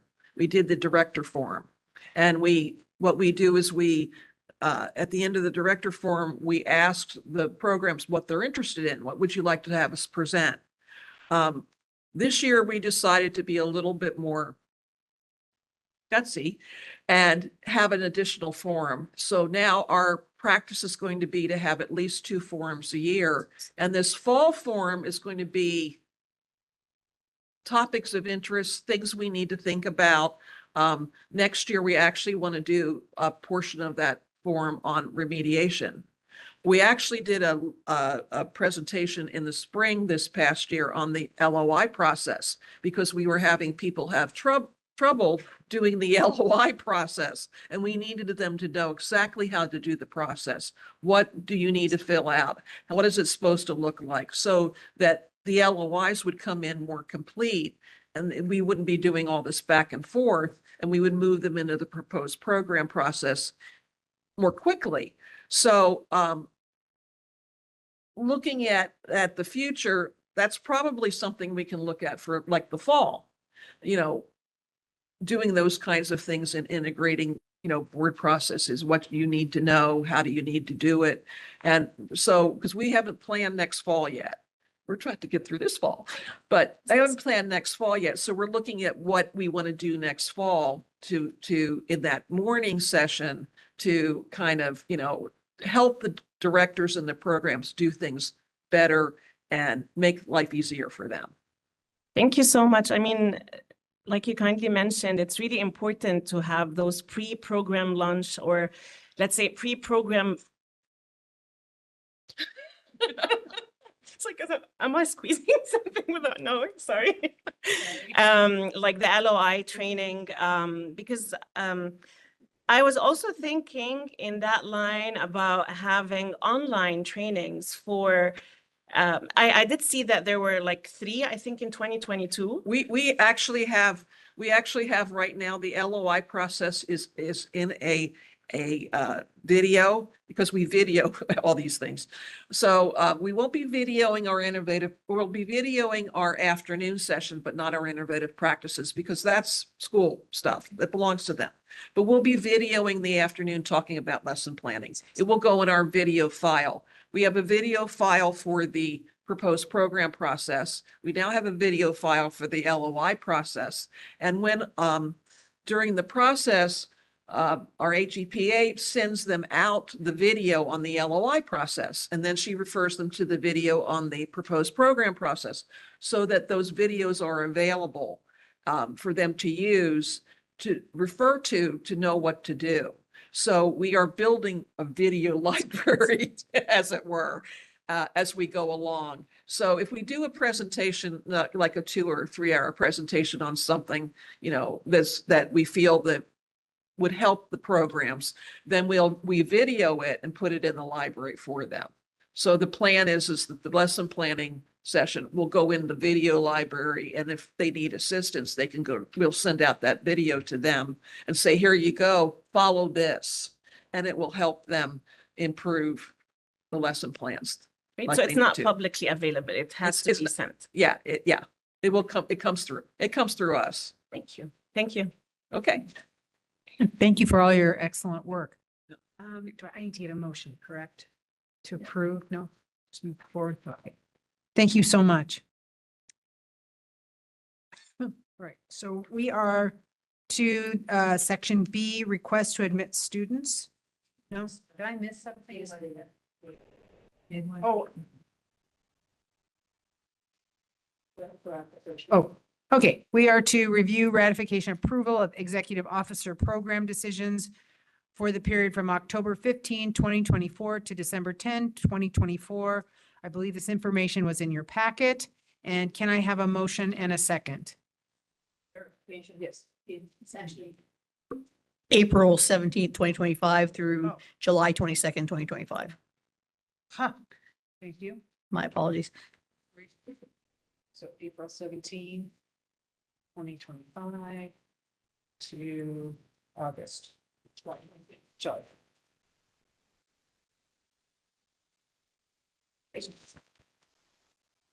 Do I have a motion and a second? John Russell motion. Thank you. Leslie Moore, second. Thank you.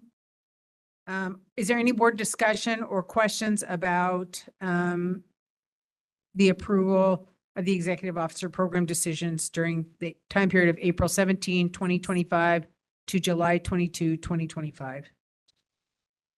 Is it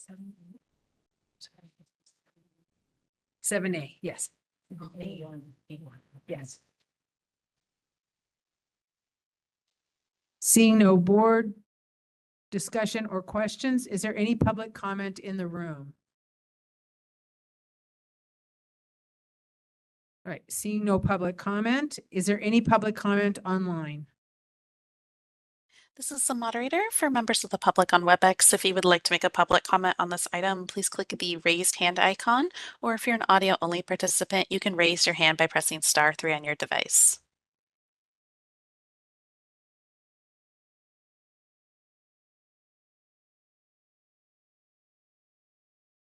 All right, and this is a moderator. It appears there are no requests for public comment on WebEx at this time. Thank you so much. I will do a roll call and establish who's in favor, opposed, or abstains. Ms. Carpenter? Yes. Ms. Guzman? Yes. Ms. Moore? Yes. Ms. Neblis? Yes. Dr. Olabi? Yes. Dr. Russell? Yes. I also vote yes. That motion carries by a vote of 7. We will now move on to 7B, request to admit students. Number 1, Quest Nursing Education Center for Vocational Nursing. Ms. Gomez, Nursing Education Consultant. Good afternoon. I have the report for Quest Nursing Education Center. They are requesting. Can you hear it better now? Better, yeah. Okay. They are requesting a part-time day class of 30 students and a part-time evening class of 30 students to start on September 1st, 2025, and you have their report. Is there any additional information that you'd like to add? No, other than they have very successfully completed all of their violations and cleaned them up. Excellent. Thank you so much. Can I have a motion to approve the Quest Nursing Education Center Vocational Nursing Program report and adopt the NEC recommendations in regard to a request to admit students, and a second? I so move. This is Nellie. Thank you. Thank you so much. Alita Carpenter, a second. Thank you. Is there any comment from representatives of the program? I believe she's online. Okay. Moderator, is there anyone from the program who would like to speak? This is the moderator. If any of the people from the program wish to speak, could you please, oh, there we go, raised hand. Perfect. I have Stacy Ellatu, and Stacy, I'll request to unmute your microphone.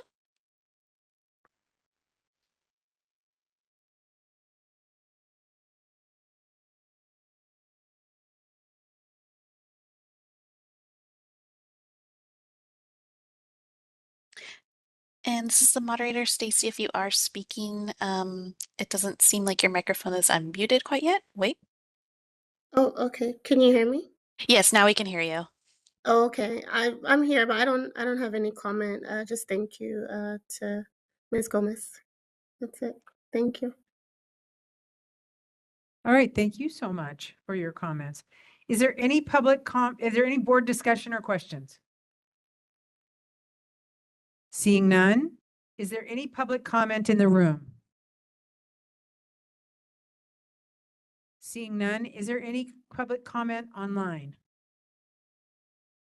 This is the moderator for members of the public on WebEx. If you would like to make a public comment on this item, please click the raise hand icon. Or if you're an audio only participant, you can raise your hand by pressing *3 on your device.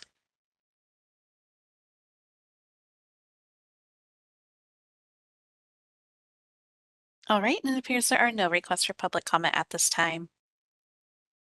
Thank you so much. I will do a roll call and establish who's in favor, opposed, or abstains. Ms. Carpenter? Yes. Ms. Guzman? Yes. Ms. Moore? Yes. Ms. Neeblis? Yes. Thank you.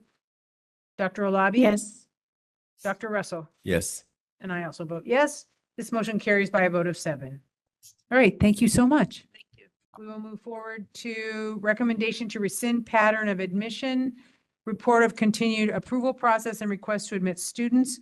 This is Platt College, Alhambra Vocational Nursing Program. Ms. Silverman. Oh, she's online? Excellent. Ms. Silverman, is there any new or additional information to your report?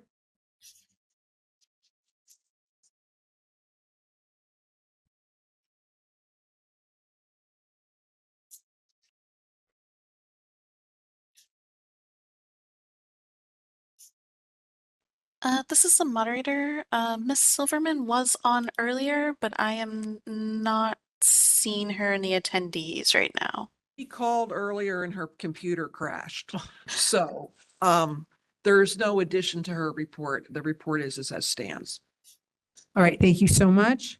Can I have a motion to approve the Platt College Alhambra Vocational Nursing Program report and adopt the NEC recommendations regarding the recommendation to rescind pattern of admission, report of continued approval process, and request to admit students, and a second? Bessie Moore adopt. Thank you. Do I have a second? 1 second. Thank you. Is there any comment from representatives of the program? Do you know I if they're don't online? believe there's any representatives online. Oh, wow. No representatives here either. No. All right. Is there any board discussion or questions? Seeing none? Is there any public comment in the room? Seeing none? Is there any public comment online? This is the moderator for members of the public on WebEx. If you would like to make a public comment on this item, please click the raise hand icon.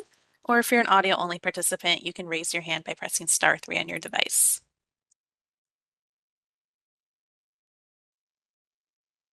All right, and it looks like I do have a request from Megan Clifton. And Megan, you'll be given 3 minutes to speak and a 30-second warning. Please click the unmute me button when the prompt appears on your device.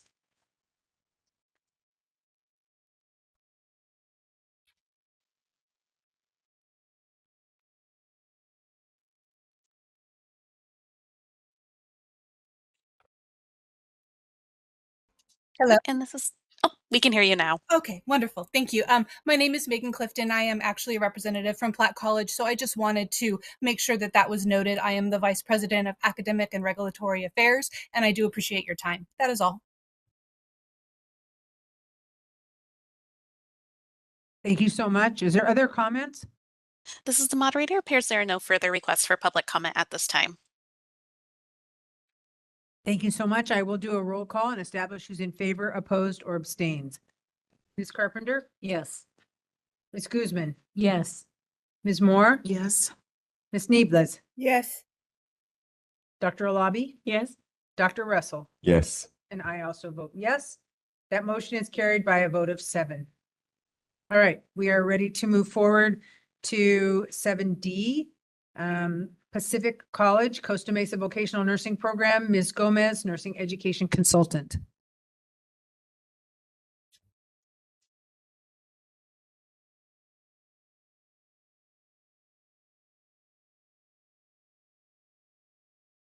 Hello again. I am presenting to you Pacific College Costa Mesa report.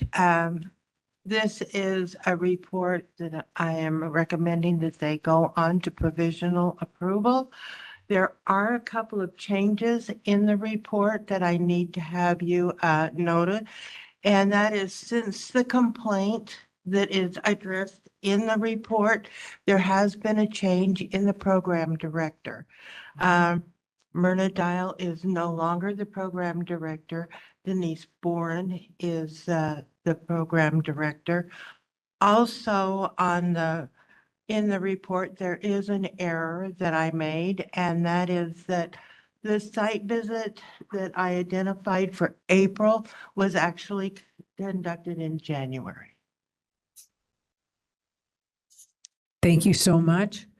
Can I have a motion to approve the Pacific College Costa Mesa Vocational Nursing Program report and adopt the NEC recommendation regarding the consideration of recommendation for provisional approval, and a second? John Russell motion. Thank you. Seymour second. Thank you. Is there any comment from representatives of the program? He is online. Oh, excellent. Moderator, I believe someone is online. Let me request to unmute. Okay, thank you.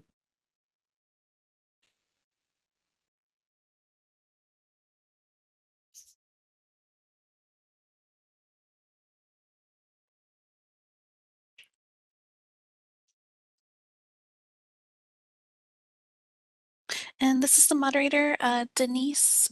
You'll want to click the unmute me button. It appears you are still muted.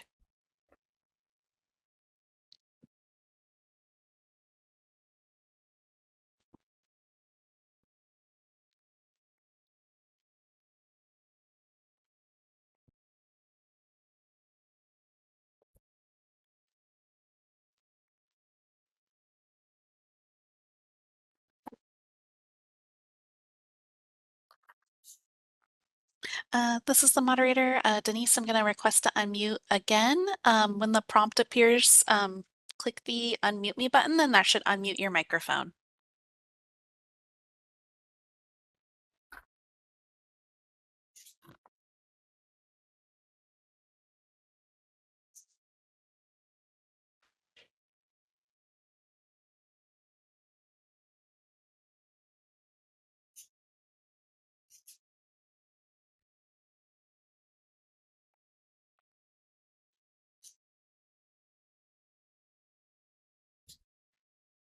This is the moderator. It appears that Denise might be having some issues with her microphone, or perhaps maybe she stepped away.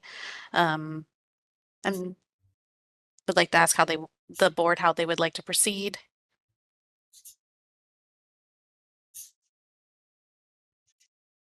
All right, thank you, moderator. Any other comments? Wait, let's go back to any board discussion or questions. All right, seeing none. Any public comment in the room? Seeing none. Any public comment online? This is the moderator for members of the public on WebEx. If you would like to make a public comment on this item, please click the raise hand icon, or if you're an audio only participant, you can raise your hand by pressing *3 on your device. All right, I see Denise has raised her hand, so let me request to unmute again. Okay. And Denise, you're going to want to click the unmute me button, and that should unmute your microphone.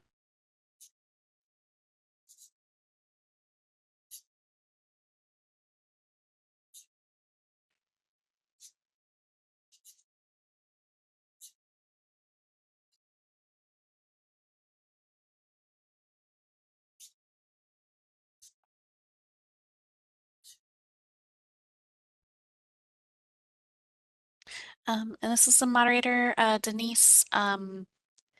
It looks like your microphone is still muted. What you can do is you could try connecting your audio through your phone by clicking the little icon next to the microphone that looks like a little arrow pointing down. Pick audio settings. and switch your audio to your phone, since it seems like you're unable to unmute on the computer. I'll give you a moment to see if you can switch your audio.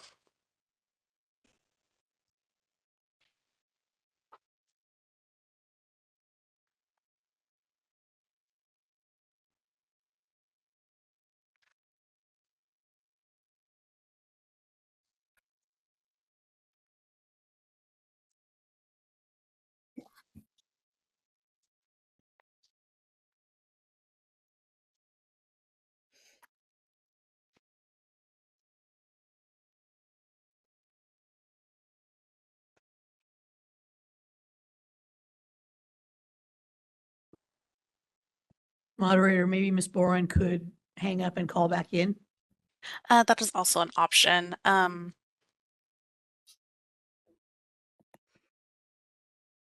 I don't see a phone connection quite yet. Like to ask the board how they would like to proceed.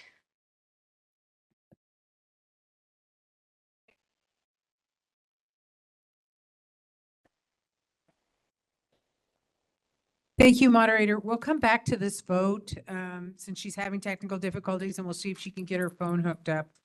And we can come back to this, so we will move on to something else. We can go to E, consideration of recommendation for provisional approval, consideration of recommendation to rescind pattern of admission and report of continued approval process. Angeles Institute Vocational Nursing Program, Dr. Thompson.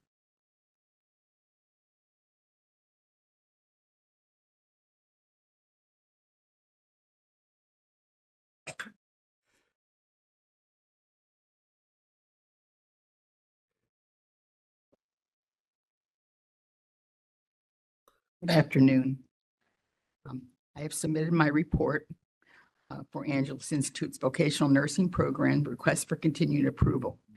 My recommendations are to approve Angeles Institute Vocational Nursing Program on a provisional status for a period of 2 years, starting August 15th, 2025, and place the program on the August 2027 board agenda for consideration of continuing approval, and to rescind their current pattern of admission effective on 8/1/2025.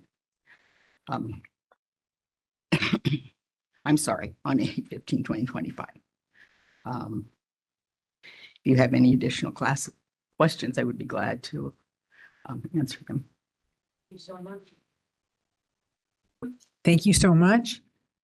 Can I have a motion to approve the Angeles Institute Vocational Nursing Program report and adopt the NEC recommendations regarding the consideration of recommendation for provisional approval, consideration of recommendations to rescind pattern of admission, and report of continued approval process, and a second?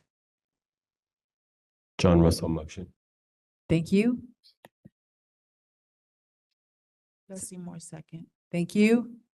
Is there any comment from representatives of the program?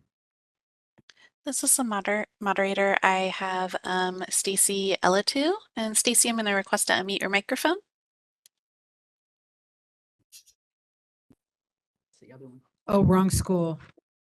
Oh, Yeah, I was just gonna mention that I'm not from the school, but it keeps showing Quest Nursing Education Center on the Okay. like different slides. So Thank you. that can be fixed. Thank you. Hello.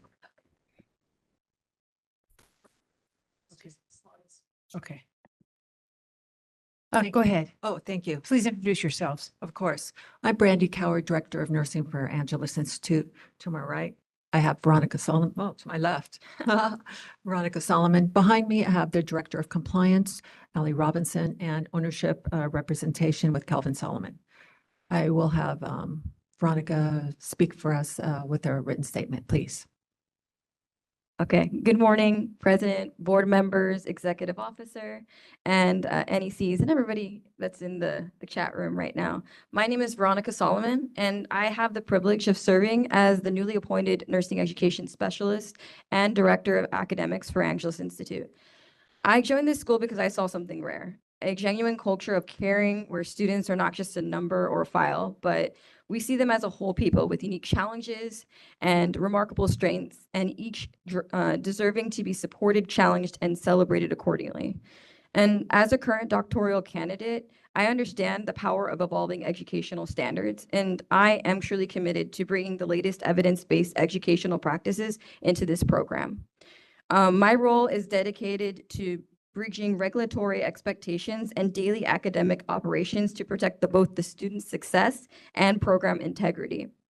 That means I really want to work closely with the NEC, with BVMPT representatives, and not only to meet the letter of the law, but to honor its spirit, you know? I view our relationship with the board as a partnership, one where we can combine regulatory insight with the day-to-day realities of teaching and learning and student support.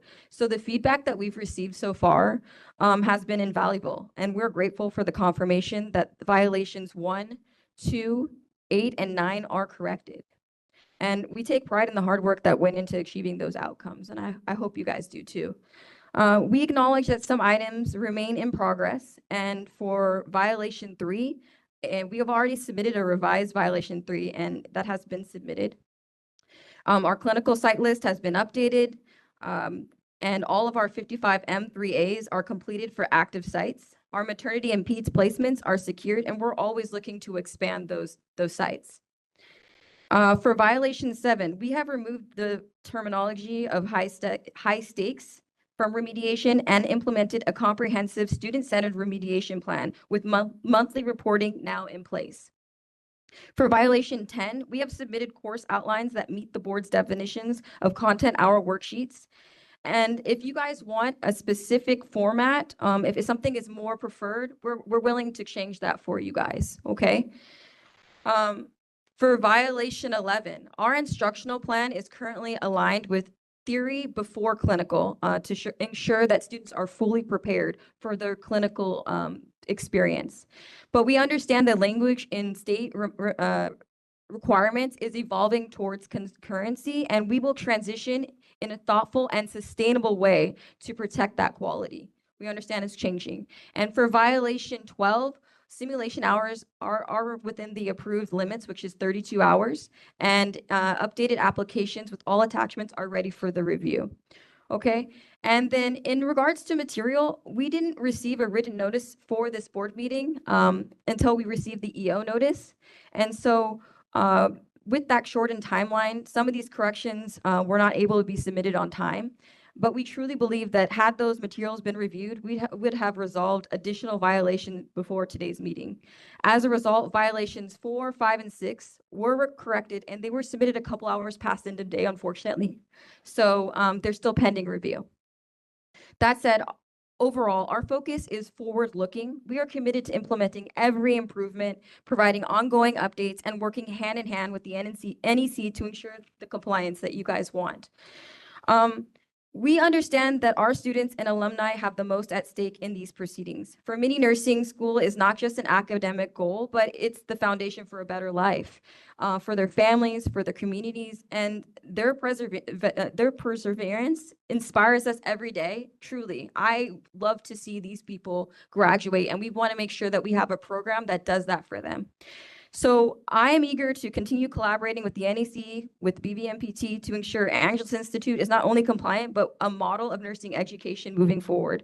One that people can actually look to and have a model for. And so therefore our pledge is really simple. We want to meet you guys' highest standards. We want to embrace continuous improvement and to put the success of our students as individuals and as future nurses at the forefront of every decision that we make. Given this update, I'm hoping that you can support our full approval and hopefully authorize us for continued class starts while we finalize the last of our improvements. Thank you guys for your time, for your commitment to the profession, and for the opportunity to work together for our students and the nursing community. And I commend your all the work that it seems that you're doing. I would like to ask Dr. Thompson if you want to make any further comments. Excuse me.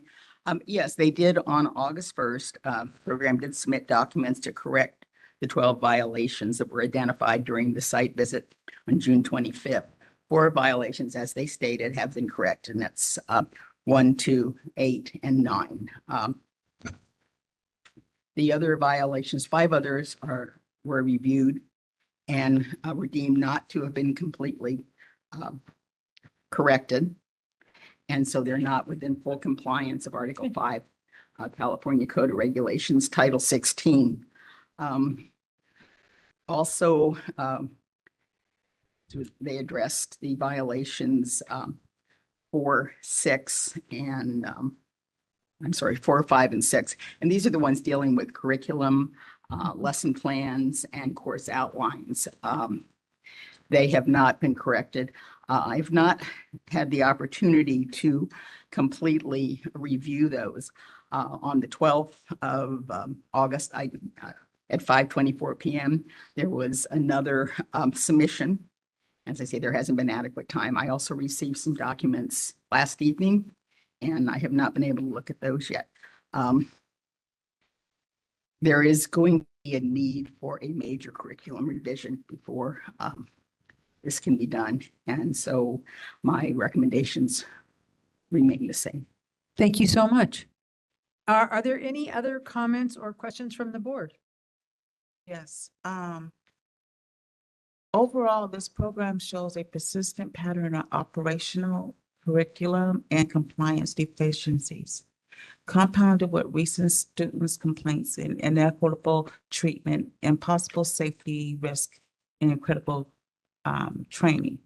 My question is to you, what concrete variable steps are in place to ensure that this program will follow BVMPT rules consistently and protect students' clinical education and patient safety going forward?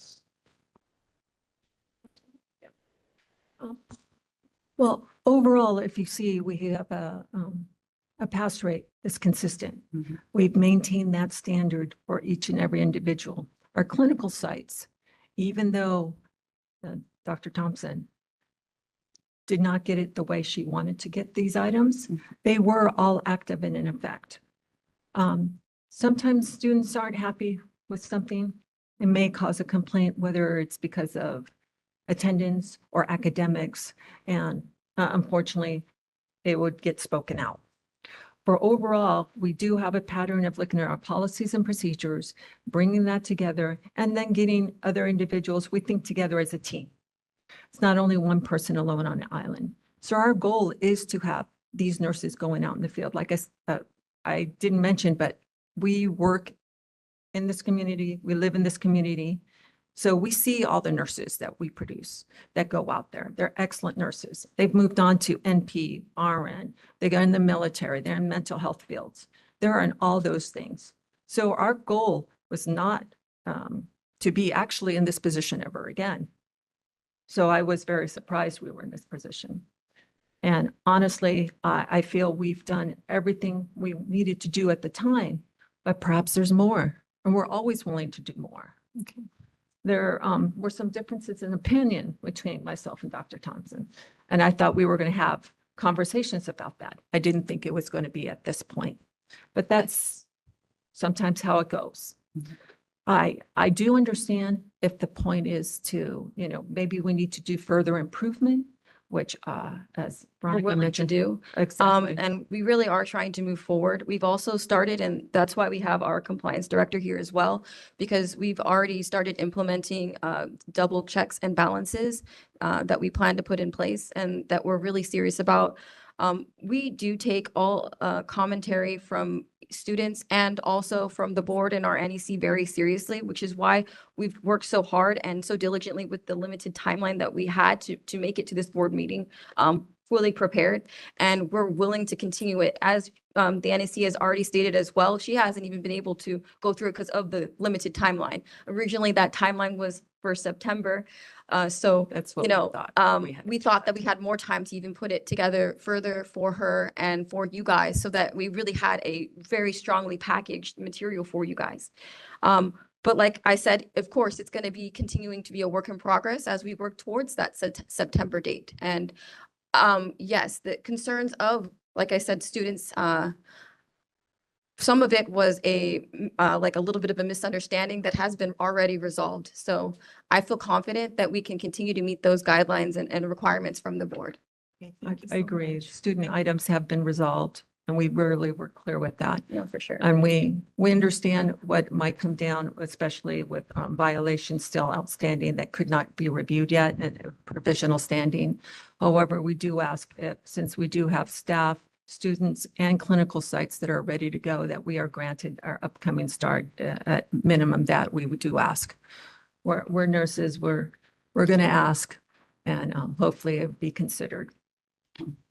I just have one quick question out of curiosity. How much do your students each pay to attend your school? What's their total cost? Not just tuition, what's their total cost? Do you know? $35,000.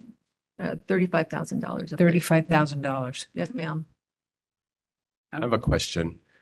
What processes are in place for you to be more proactive than reactive? Because reading through the documents, there are a lot of issues that have been over the span of years. So knowing that you are producing, it sounds like, some very effective outcomes, it's a little disturbing, to say the least, to see what you've gone through over the years and you be here today trying to, ascertain a viable program. So I'm curious to know what you've put in place so you're not here again, and then how are you going to measure that? I think taking a more proactive approach as far as the meetings that we have when it comes to curriculum and daily lesson plans is vital moving forward. I think that we have like a better understanding of how we want to do that on a more regular basis. Again, we have our newly appointed compliance officer that is also collaborating with us to help us build that out more so that we have a better process to put policy through on a more regular basis. And I think those things will be instrumental in moving forward. And that's our plan. I would strongly recommend using your resources. The board has some fantastic years of experience, and you don't know what you don't know. And then sometimes there are some miscommunications. But at the end of the day, we're all trying to reach the ultimate outcome, right? Which is to provide great nurses for our community. So I would hone in on using your resources. I'm really thankful that you say that because I really truly would like to use, I know our biggest resource right now is Dr. Thompson, and I really truly intend to use her to her full ability. I hope she doesn't get tired of me because me and Ms. Coward here intend to continue to message her to try and get some of her feedback. And if there's other resources that you think that I'm not thinking of, I'm glad to hear that as well so that we can move forward. Because again, yes, our plan of action is to make amazing, competent, caring nurses. And that's what is at the forefront of just us in nursing school. Exactly. Yeah. Yes, please. Yeah, just one other comment. The September date for correction of the violations still stands. They were given the August 1st because they wanted to make sure that I could make a statement here at the board as to what had been corrected. And so it wasn't that the time was so short. We made that allowance. Originally, the report went to the executive officer, and then it was put on the agenda here at the board very quickly so that it could be addressed, so that they didn't have to wait until November to address these things. And we look forward to hearing of your successes. It sounds like you're very committed, and I appreciate that. And I appreciate the work of Dr. Thompson. And I know you're working very closely with them, so appreciate all those. And thank you for your comments about the resources. Very true. Utilizing all your resources that you have available to create exactly what you're talking about. I wanted to add something more since we're talking about resources. As a community member, it's just that I feel that it will be funny when I say that these violations are actually a great resource for the BVNPT when it comes to needs assessment and guidance to identifying specific training workshops and training documents. Yes, definitely there are some in place, but it would definitely help us develop more and put them in the pipeline. Something, for instance, like conceptual framework not tied to the program philosophy. So for instance, having something like sample frameworks and maybe a workshop that would train, whoever is working on the frameworks, to align frameworks with philosophy and so on. So just a comment. Excellent. All right. Any other comments from the board? Are there any public comments in the room?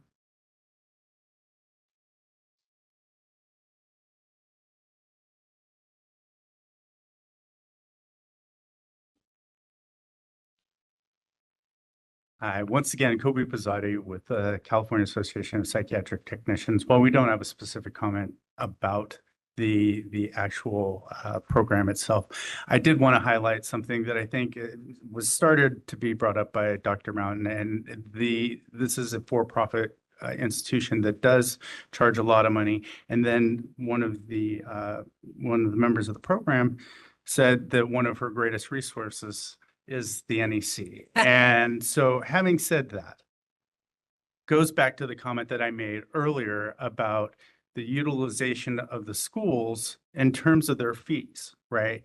They're utilizing a lot of resources that the board provides without paying their fair share. And when you mentioned how much is it for a student in this program, that definitely triggered something for me. And I wasn't about to say anything, but then, thank you, Dr. Mountain. I appreciate that. That really did kind of put it all into place. So we're getting down that path where it's very important that we have the ability to increase the fees. So thank you. Thank you. Any other comments in the room? Moderator, are there any comments online regarding Angelus Institute? This is the moderator for members of the public on WebEx. If you would like to make a public comment on this item, please click the raise hand icon. Or if you're an audio only participant, you can raise your hand by pressing *3 on your device. And I do have a request from Stacy Ellatu. Stacy, you'll be given 3 minutes to speak and a 30-second warning. Please click the unmute me button when the prompt appears on your device.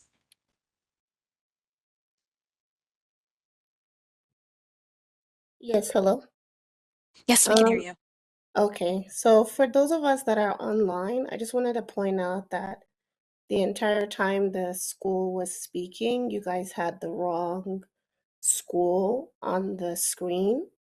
So I don't know if that's something that's going to be corrected when you guys are putting the playback online, or if whoever's sharing the screen can pay attention for future items, because you had our school on there the entire time that the other school was discussing their issues with their school.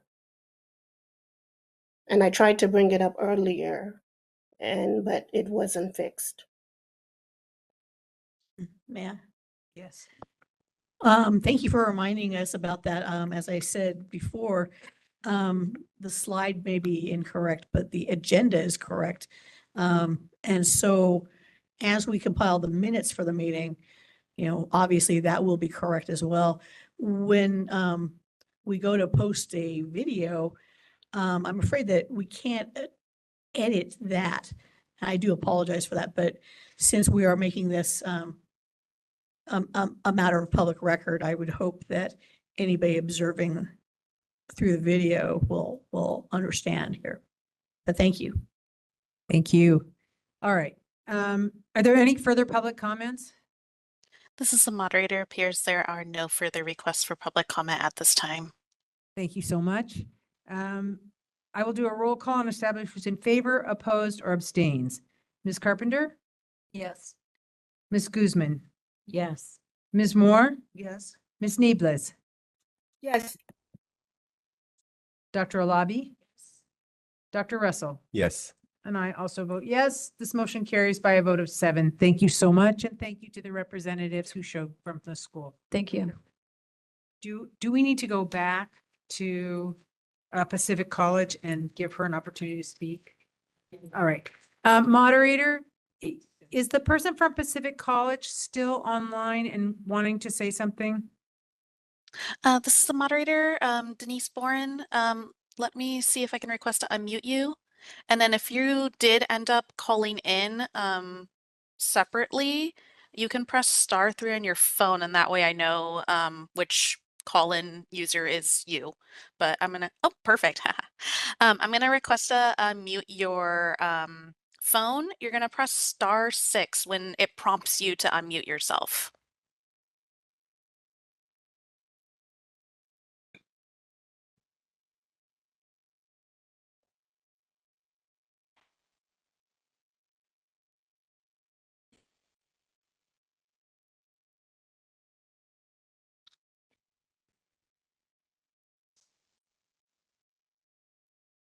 And this is the moderator, Denise. I'm gonna request to unmute you again. You're gonna press *6 on your phone when it prompts you to unmute.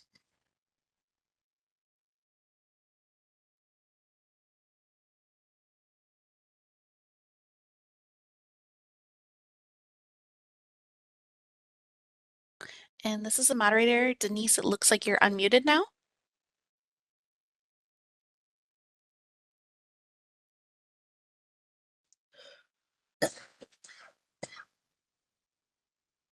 Can you hear me? Yeah. Yes, we can hear you. Great, thank you. I'm so sorry about all that. I No don't know worries. why it wasn't working on my computer. No Because worries. I was clicking on it and it was disappearing, so I was thinking it was working. But anyways, good afternoon, everyone. I'm Denise Bourne. I'm the Dean of Nursing and also the Director of the VN program at Costa Mesa campus at Pacific College. First, I would like to thank Dr. Yamaguchi for assigning Jessica Gomez as our NEC. She has been awesome. We really have appreciated her direct, clear communication. She follows any verbal communication with a written recap that we can refer to, and it has been such a very helpful change. Thank you so much.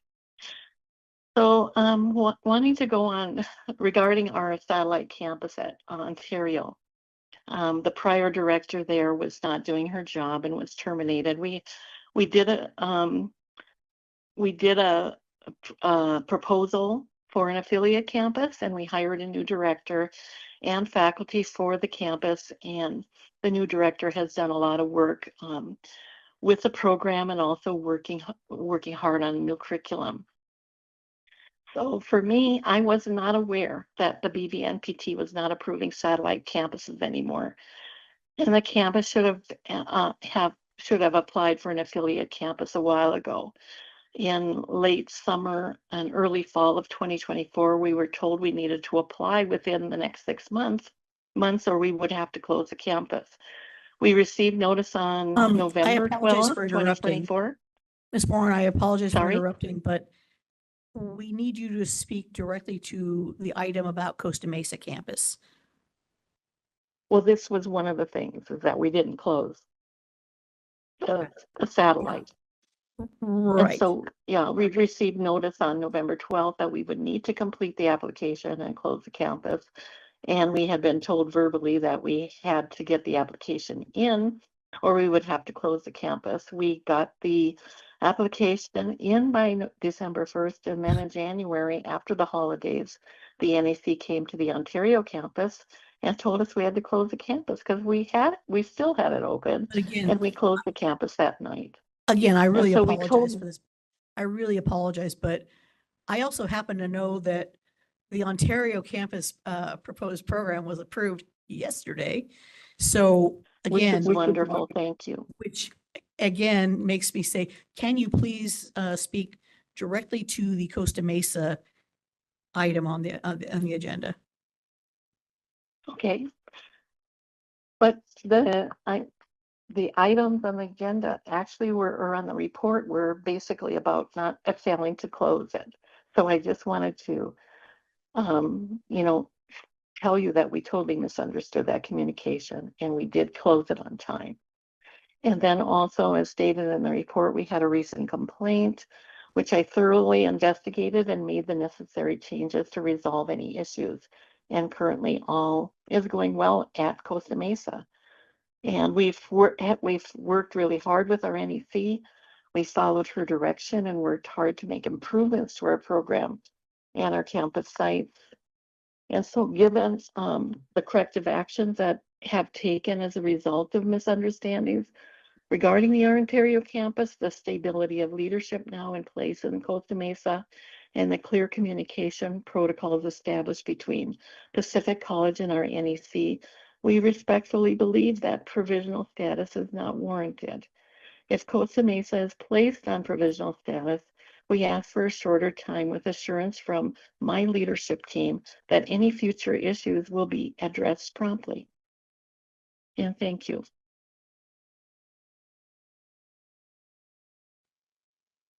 I'd like to open it up for comments from the board or questions. I actually have a couple of questions myself. It seems that there were some issues with the students not being treated equally. And I wonder what you've done to kind of resolve that. One student was 15 minutes late and was sent home, and another student who came in 20 minutes later was allowed to stay. How have you increased the equity among your students so that those kind of complaints won't be continuing in the future? Well, I actually talked to several students and most of the cohort basically about that complaint, and I also talked to the faculty that were alleged to have let somebody go early and not another student. And what I found out was that the student that they were alleging was taking frequent vacations. She actually took one vacation, and that was during the holiday break, or she missed 2 classes prior to the holiday break, which she made up.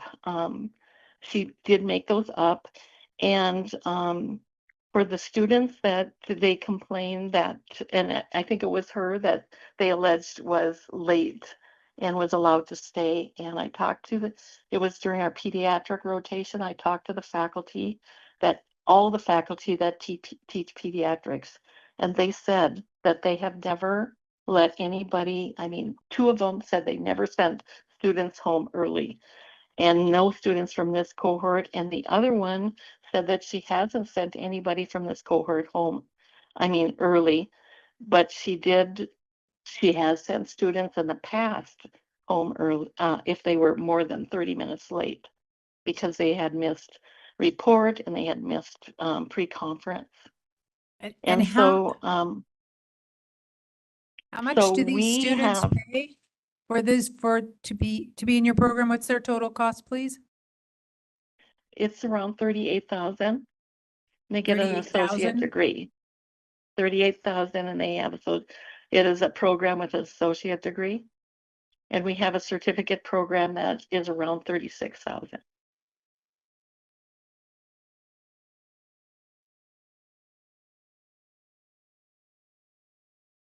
I'm also concerned. I noticed that students were passing medications without the instructor.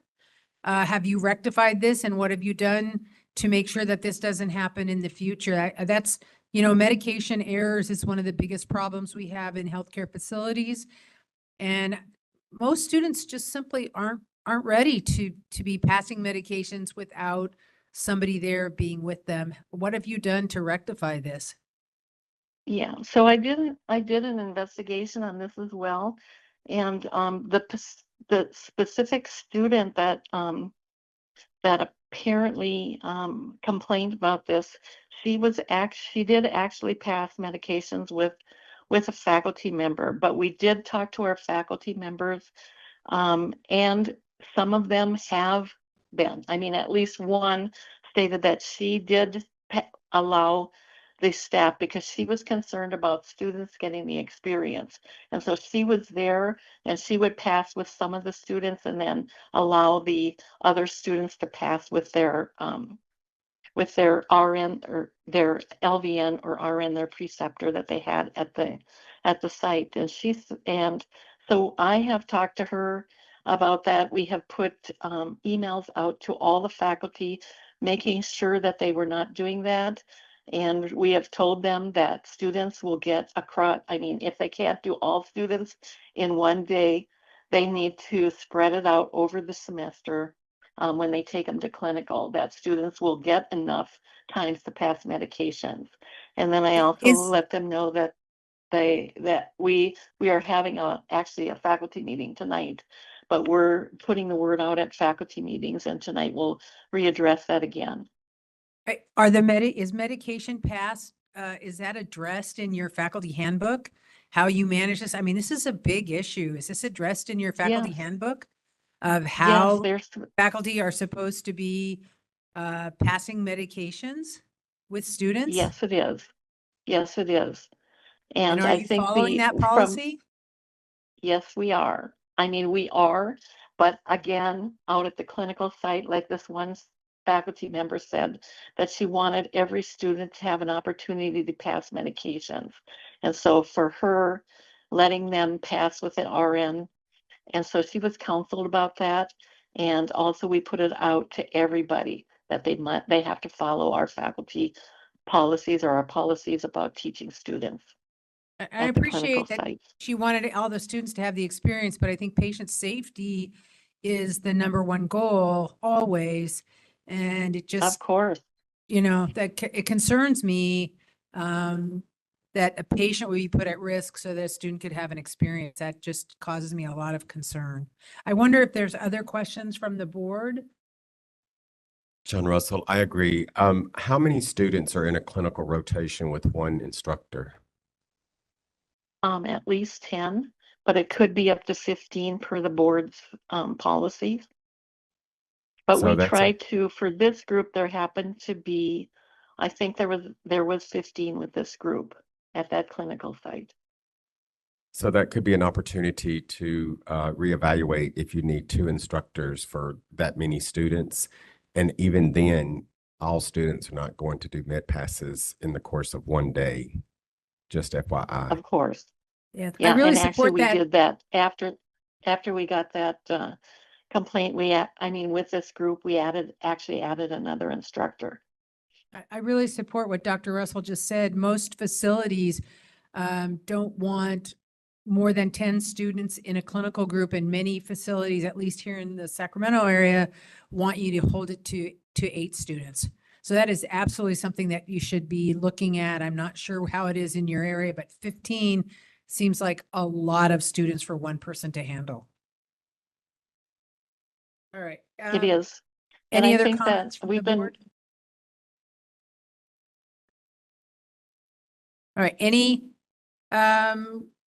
comments? Any public comments in the room? Any further public comment online?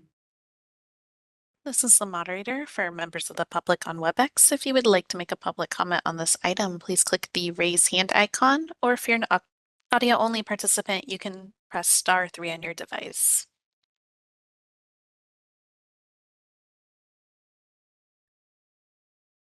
All right, and it appears there are no requests for public comment on WebEx. Thank you so much. I will do a roll call and establish who's in favor, opposed, or abstains. Ms. Carpenter? Yes. Ms. Guzman? Yes. Ms. Moore? Yes. Ms. Needless? Yes. Dr. Alabi? Yes. Dr. Russell? Yes. I'm also a yes. This motion carries by a vote of 7. Thank you so much. And thank you for the representative from the program. I appreciate you attending and your comments. We will now move on to, go ahead. We will now move on to agenda item 9, executive, because we already covered agenda item 8. Executive officer's report, Ms. Yamaguchi. Thank you very much, Madam Chair. Indulge me if I could make a quick status of wellness check on the board members. Everybody okay? All right. In the interest of time, I did submit a written report, and I will not wax eloquent on those topics. I want to move directly to the to A sub 1. This is kind of an omnibus item, and I wanted to start the a really good constructive conversation among the board members with regard to one, yes, we know we're down 3 members, and quorum this week gave me and the staff a lot of stomach aches.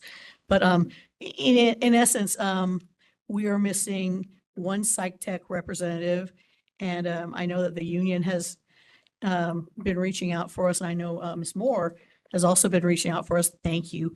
We are missing 2 public members, one to be appointed by the Senate and one by the governor's office. I nag them on a regular basis, but anybody else calling them would be great. I'd really appreciate that. But more importantly, our board committee structure has not kind of been as active and as well staffed, if you will, as I'd like to see over the past year or so. What I do know, of course, a lot of that is due to the fact that we've had a number of board member turnovers. So we haven't really had, aside from, I think, the enforcement committee, we really haven't had a lot of, let's say, productive committee meetings over the past few months. I'd like to change that. Now, the committee members are appointed by the executive committee. And so rather than, do an appointment right now, although I'm certainly happy if anybody wants to just start calling dibs on something, what I would recommend is we do have a form. So I will send that to the board members again Monday. But think through, because what I really strongly recommend is, I know that we enclosed a very brief conversation about what each committee does. And so I would really strongly recommend that the members look at that and think about, their own personal interest and background. Generally speaking, our committees have been, with the exception of education and practice, 2-member committees.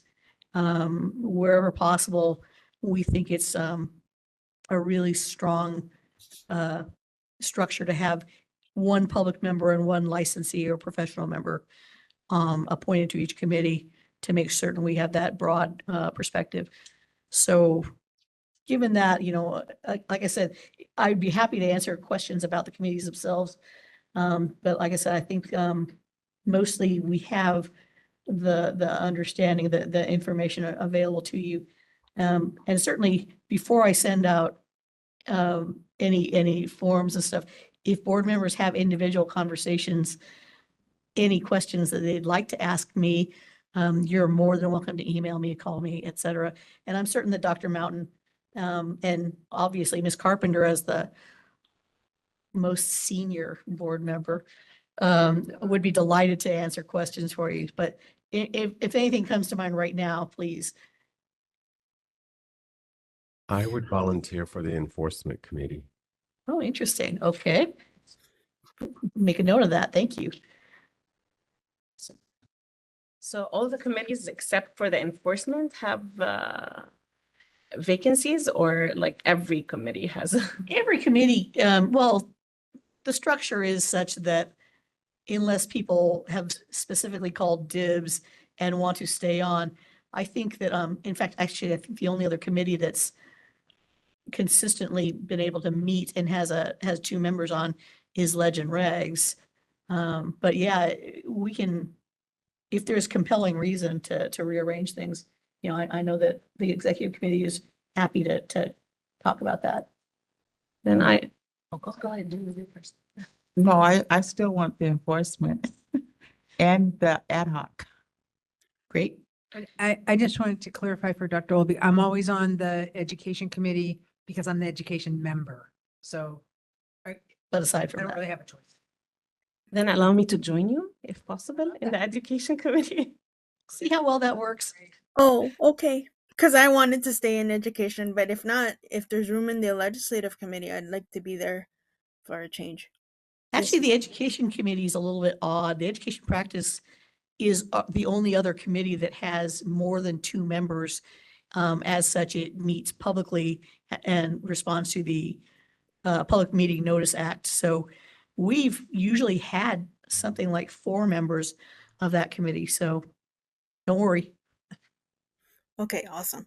So I'd like to stay in the education committee, and if there's room for me in the legislative one, I'd love that, but I understand if there's no room.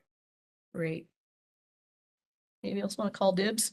I would like to stay on, go on to the legislative committee. If there's room. Wow, everybody wants to be legend regs this year. Wow. That's unusual for one thing, but It really is. we're gonna have to put some thought into that.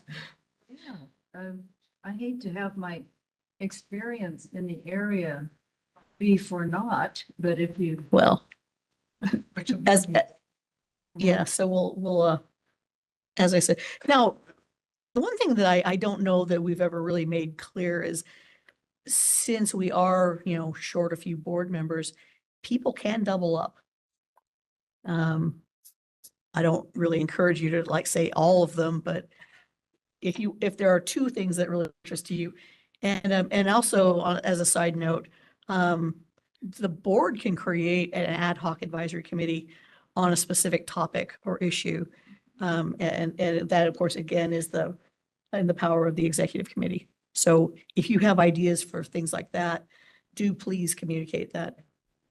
Quick question. Yes, So since, do we still have an opening on the PT ad hoc committee? we do. Do we have a Generally, PT? Do we have generally a PT speaking, member? we do not have a second Okay. PT member, but it being an ad hoc committee, we're certainly able to be a lot more flexible than a standing committee. I can also volunteer for the ad hoc committee. Start strong. Splendid. All right. That's great. Any other conversations on that? So the other part of the board member item we wanted to discuss is, of course, the upcoming meetings in the calendar.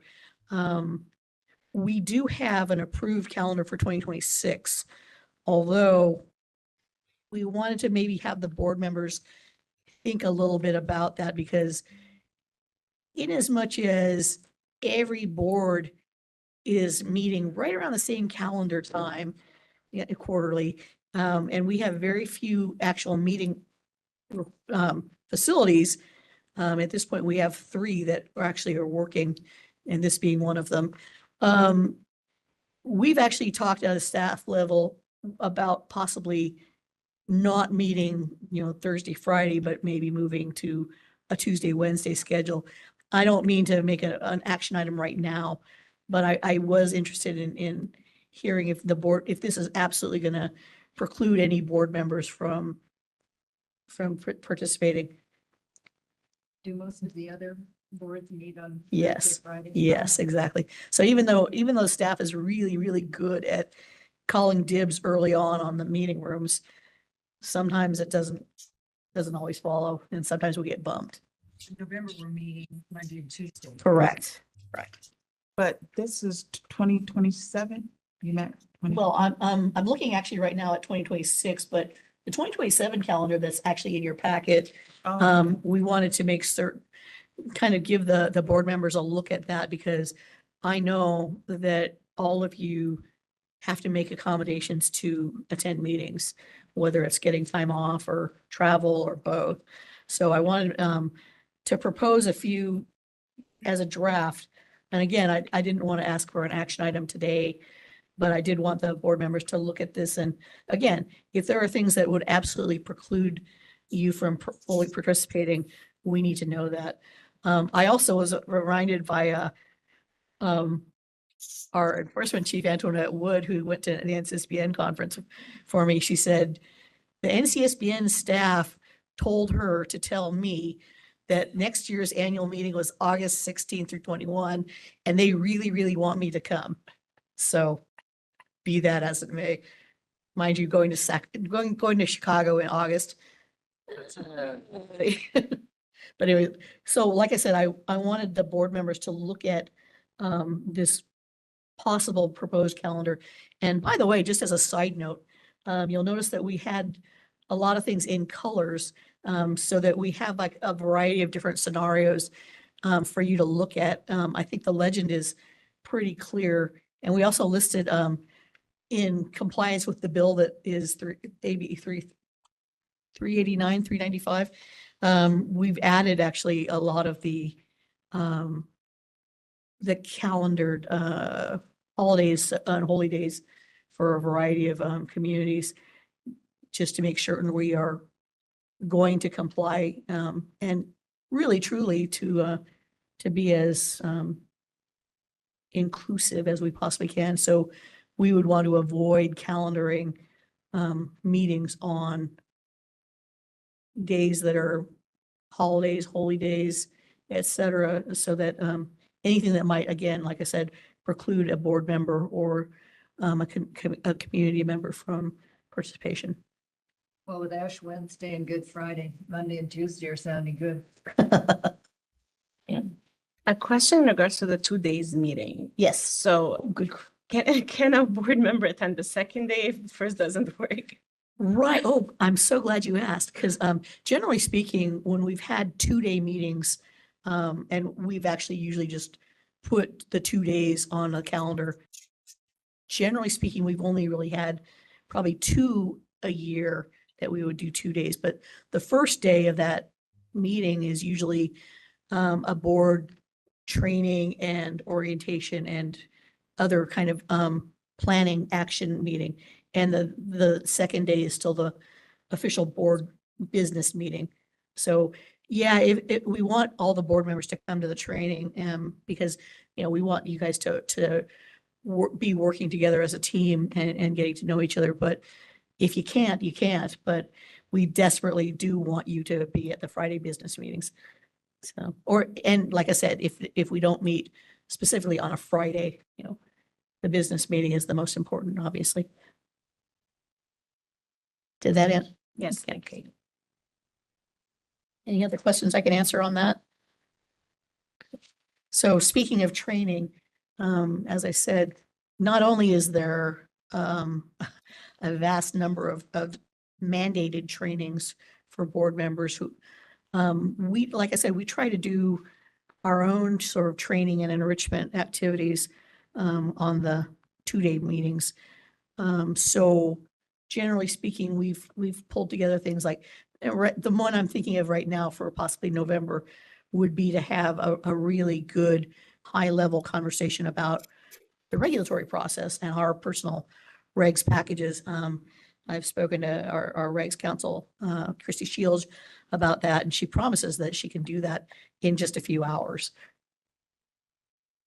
I was dubious, but there you are. So anyways, again, this is one of those things where I want to put this on the table for board members to, if you have comments and ideas right now, great. If you come to something like later or next week or whatever, to just please email me about that or call. So any personal requests of, I really want to learn about this. Generally, we also have the staff units from time to time come and talk about the work they're doing and a little bit more of in-depth of the work they're doing for the state and for how board members can be included and active in that. So. Good. I think maybe just one suggestion, Yes. or like I would love to, is like, let's say the education department, I would love to know like every available resource that is out Oh, there yeah. for us to, in order to know what, like, okay, what is available and how can we help? Great. I'm sure they'll be really happy to help with that. Great. Duly noted. Yes, I may have missed this, sorry. When the schedule comes out for the board meetings, how soon can we get those? And what's the likelihood that they will stay those dates? I think the current calendar that we have proposed for 2026 is already on our website. Actually, I'm looking for it and I'm not finding it.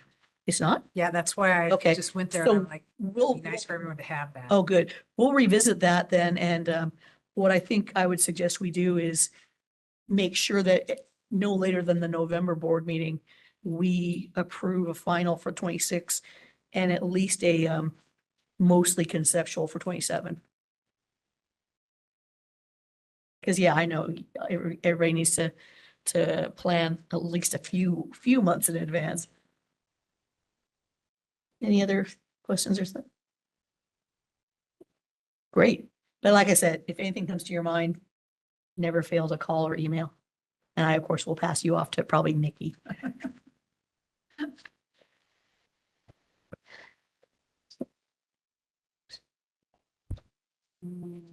This is not a comment opportunity, sir. So with the board's consent, I will move on to the second item, which is 9A2. Interestingly enough, although I'm sure you guys looked at the memo in the packet, I wanted to let you know, just as a quick update, that actually, as sometimes happens, between the time we posted that memo and today, there have been some developments and some avenues possible to address. And so at this point, unless there is a specific question or anything, we're going to just table this item for now. Good. All right, and then Madam Chair, that's my report. All right, thank you so much, Ms. Yamaguchi. We will move on to agenda item 10, licensing and evaluations, report, recommendations, and possible actions. That will be Ms. Brown.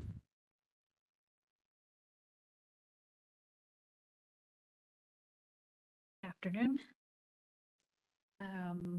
So the licensing division report is included in your packet. So we did have some good news to announce on July 2nd. License verification requests previously completed by the board's licensing staff are now completed by NCSB and NERC's application. So we're really excited. This enables VNs applying to practice in another state or anyone who needs to verify their VN license to electronically request for a very reasonable fee their verification and have it immediately available to the designated nursing body. So this is great news. It's considerably cheaper and much faster. So were there any other questions? No, but you go, girlfriend. That is awesome. As somebody who holds a license, that is going to make your licensee so much better. Do a lot. So yeah. That's excellent. This was great. That's great news for our licensees. Excellent. Yes, it is.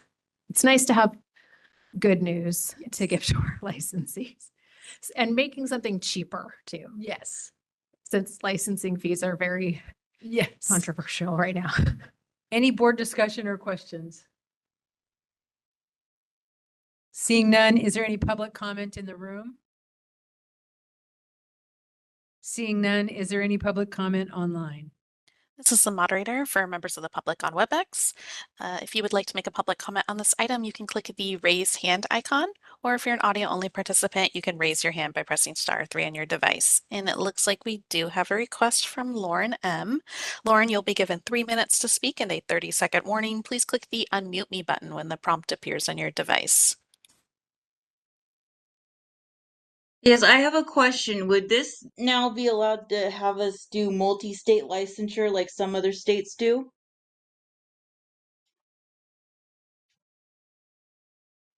No, I'm afraid not. Will that be something that you guys discuss in the future? Possibly, but it would require this board and the state of California to join the multi-state compact. I would love for that to happen. Thank you. Any further comment online? This is the moderator. Appears there is no further comment or further requests for public comment. Thank you so much. And thank you, Ms. Brown, for your report. And we will move on to agenda item 11, legislative and regulations report. Ms. Carpenter. Yes, thank you. The minutes of this committee are online, but I will give you an update on what's happening. Oh, yeah, it is. Get myself closer to it. The committee met on June 20th at 10:06 a.m. I had some technical issues again. We went over the status of 2025 legislation. Executive Officer Yamaguchi provided updates on the following legislative bills. The status has been updated to the current. Excuse me. Assembly Bill 323, work-based learning opportunities.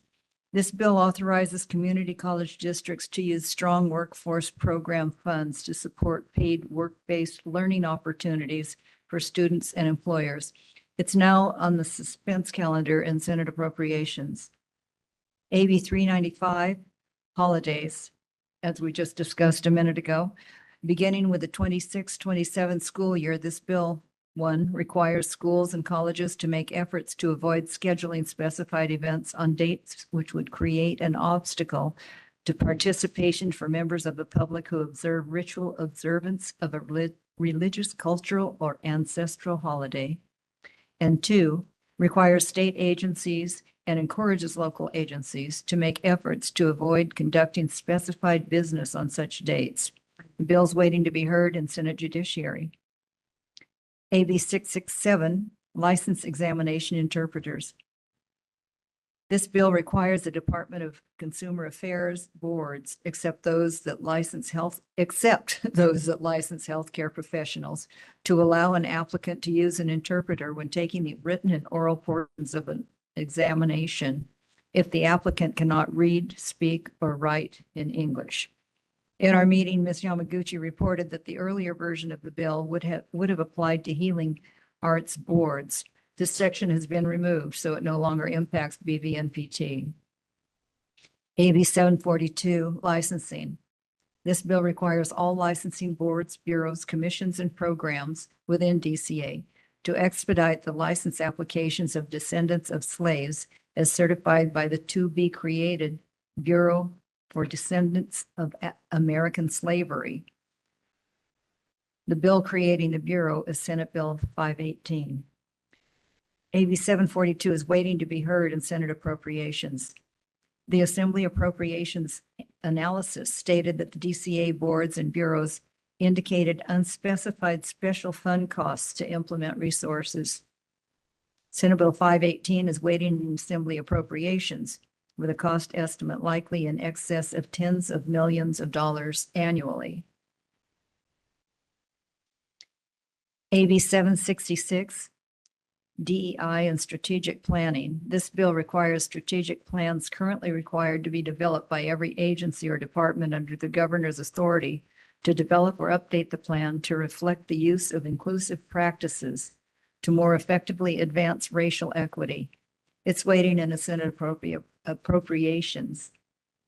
Assembly Bill 1082, out-of-state nursing programs. This bill allows a nursing student who's a California resident and enrolled in a distance education nursing program based at an out-of-state private institution to complete clinical placements in California. Ms.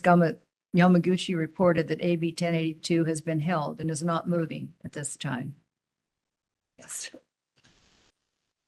Senate Bill 389, pupil health care services. This bill authorizes LVNs under the supervision of a credentialed school nurse to provide basic respiratory care services to individuals with exceptional needs who require specialized physical health care services. The bill is waiting in Assembly Appropriations. AB 470. Oh, excuse me, SB. I'm sorry. The Open Meeting Act. This bill would extend the January 1st, 2026 repeal date for certain provisions in the Bagley-Keene Open Meeting Act until January 1st, 2030, authorizing and specifying conditions under which a state body may hold a meeting by teleconference. The bill is waiting in Assembly Appropriations. Must have been quite a cost savings to the state. Rulemaking packages. Retired licenses. Ms. Yamaguchi reported that staff has been working on the language and addressing, as she reported earlier, and addressing questions from the DCA to clarify financial aspects of licensing exams.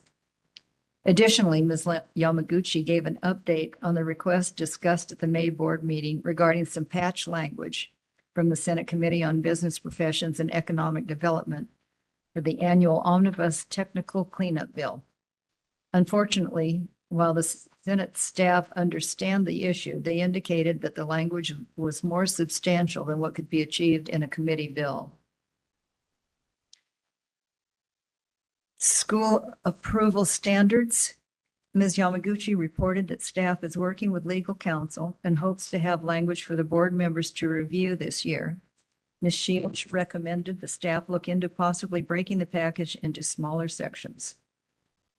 The Ledge Reg Committee adjourned at 10:47 a.m. If there are any questions, I'm sure Ms. Yamaguchi would be happy to answer them.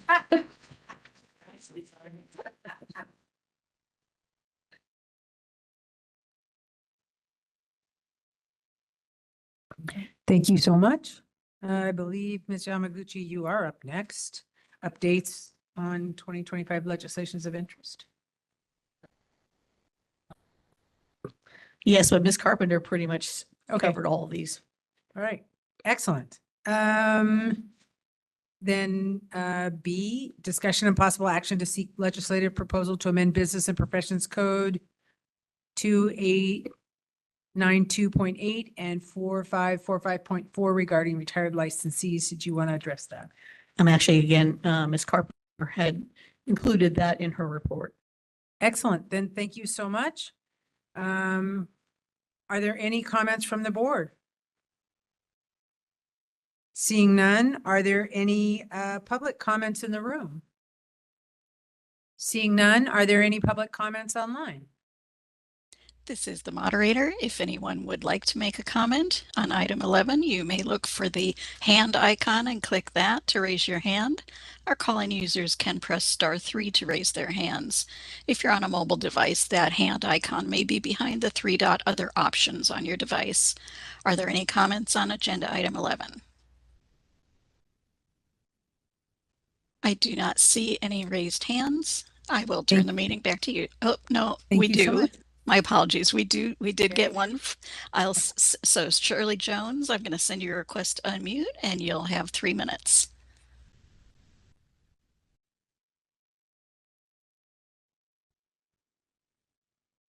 And did you see the pop-up come on your screen? You can click unmute me when that comes up.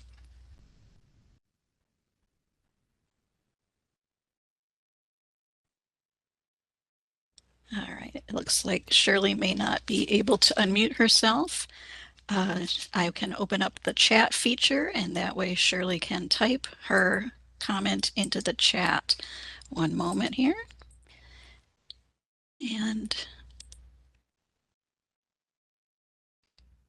all right, Shirley, go ahead and open up the chat and just type a quick yes so that I know that you've got it open. And then I'll give you your 3 minutes to type your question.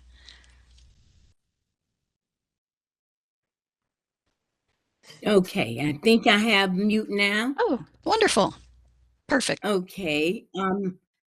I'm going back to the bill they just mentioned, which would be B. Just clarification as to what this actually means. Discussion and possible action to seek a legislative proposal to amend Business and Professional Confessions Code sections, those numbers regarding retired licenses. What was that about? Oh, certainly. Happy to respond. At the May board meeting, actually before the May board meeting, as we were working on the regulatory language, council and the staff noted that there are certain flaws in the existing statute that would make implementing the regs we're working on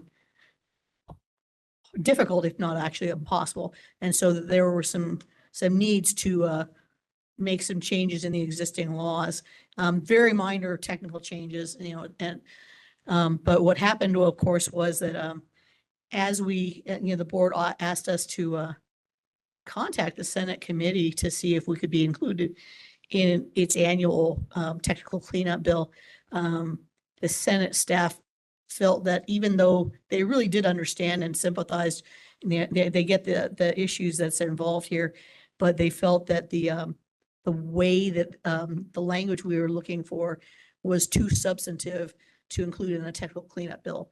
So we will, of course, revisit them next year. Okay, so this would be cleaning up the language then. Yeah, with there's clarification. there's some clarifications needed, and mostly pertaining to how the exams, what's the word I'm looking for? How the exam applications are completed and how they are funded. Are completed and funded. In other words,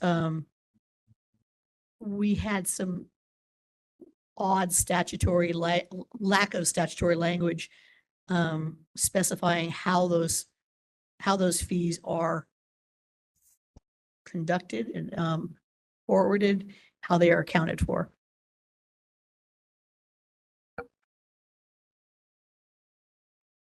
Okay. Kind of difficult.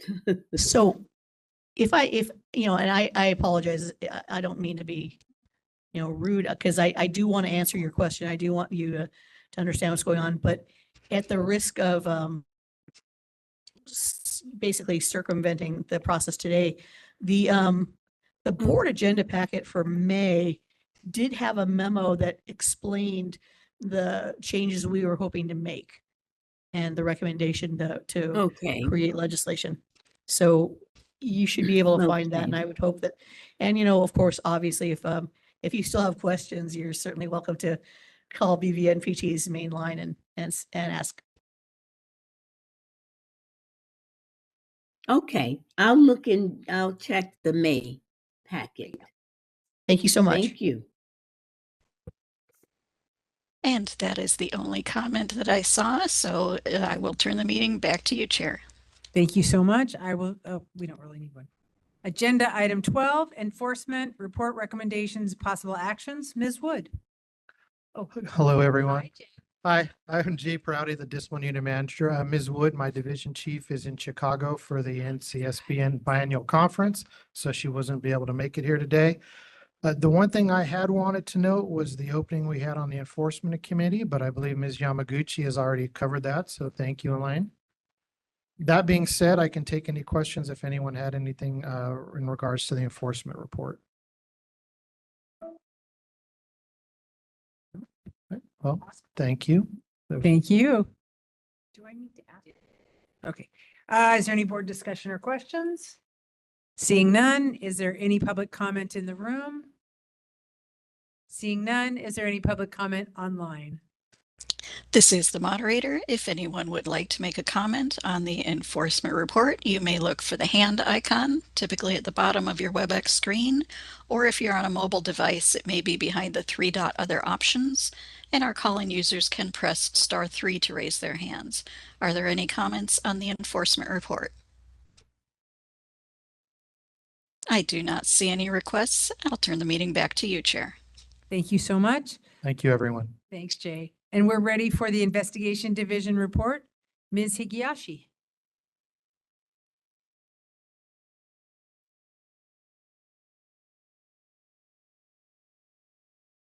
Good afternoon. You have the investigation division report. Is there any questions? Are there any board discussion or questions? Seeing none, are there any public comment in the room? Seeing none, is there any public comment online? This is the moderator. If anyone would like to make a comment on the investigation report, you may look for the hand icon and click that to raise your hand. Calling users can press *3 to raise their hand. Any comments on the investigation report? I do not see any requests. I'll turn the meeting back to you, Chair. Thank you so much. We will move on to agenda item 13, Psychiatric Technician Ad Hoc Committee, report recommendations and possible actions. Ms. Moore. Thank you very much. And I would like to defer this to Ms. Yamaguchi, if you don't mind.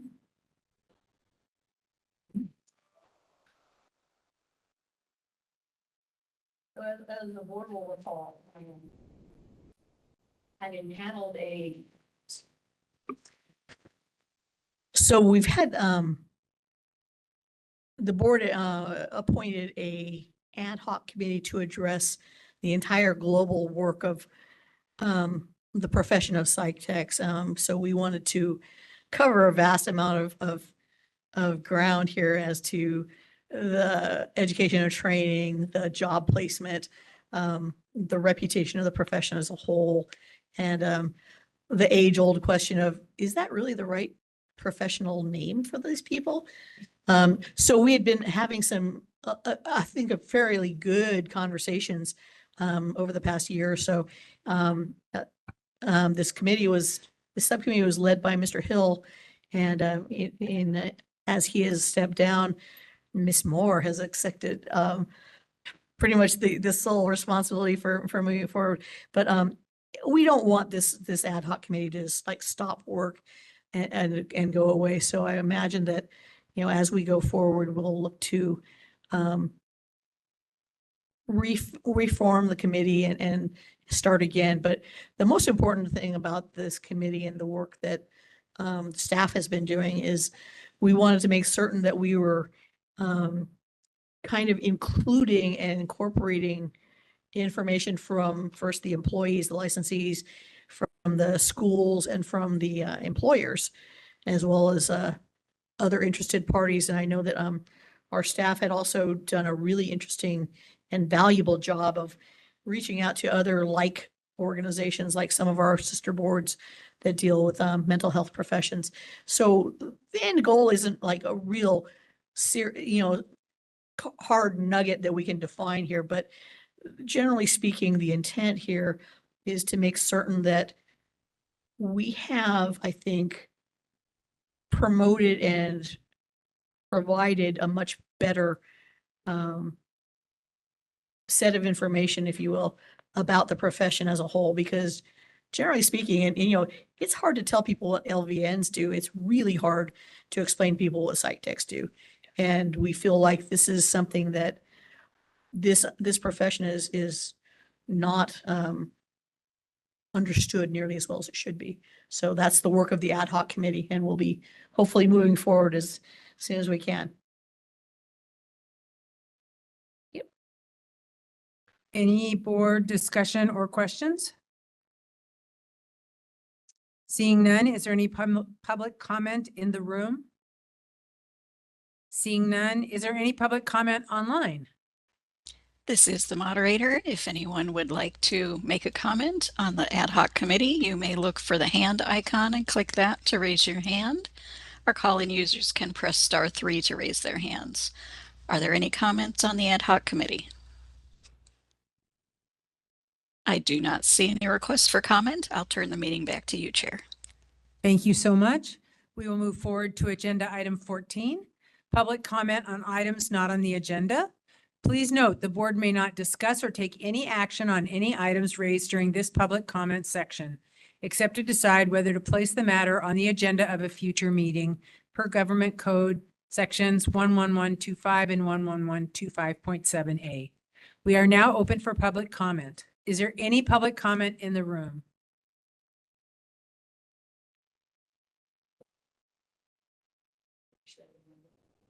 Of course I'm going to say something. Once again, Kobe Pizzotti from the California Association of Psychiatric Technicians. Since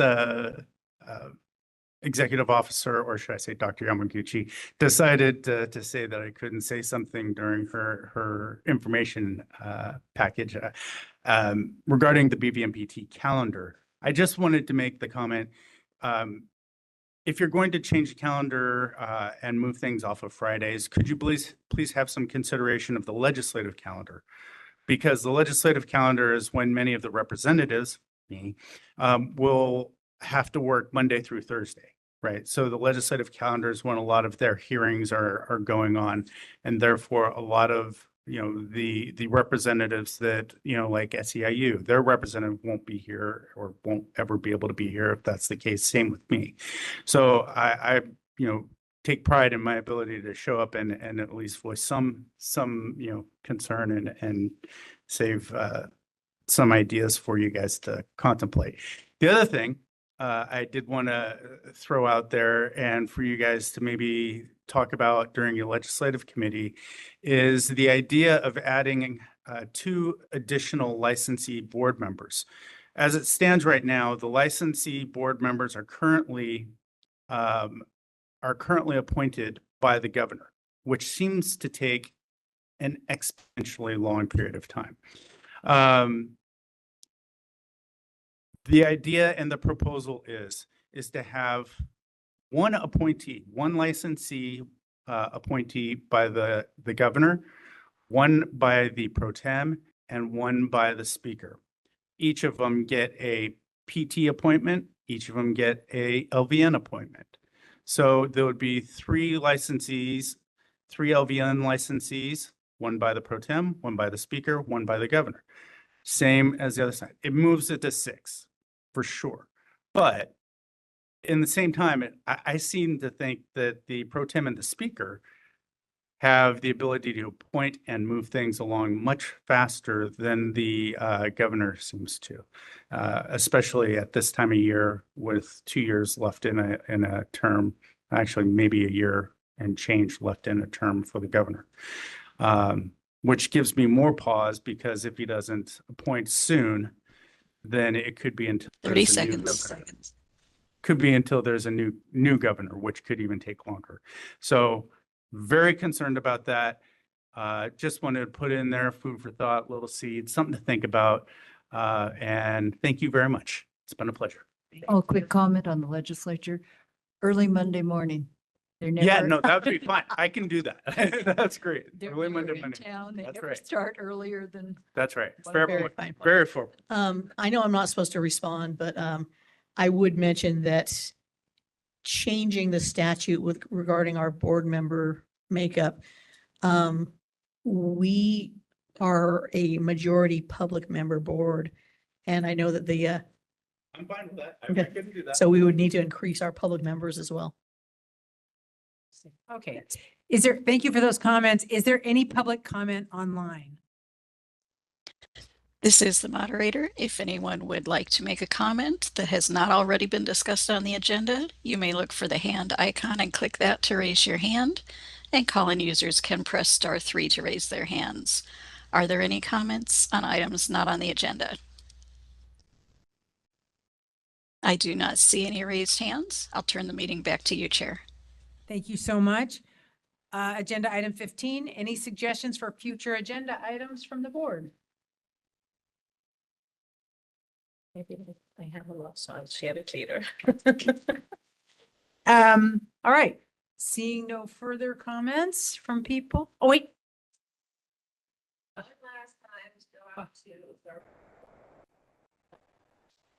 Oh, okay. Suggestion for future items. It looks like we have a comment. This is Mark Ito, AEO. I think it should be noted that we took a motion on a future agenda item during item 6B. So when anyone checks these minutes and goes to the future agenda items, it'll be noted that it was taken on 6B. Thank you very much. Do I need to go back to the web? No. Yes. Okay. Are there any comments? Wait, are there any suggestions for future agenda items from the public online? This is the moderator for members of the public on WebEx. If you would like to make a public comment for future agenda items, you can click the raise hand icon, or if you're an audio only participant, you can raise your hand by pressing *3 on your device.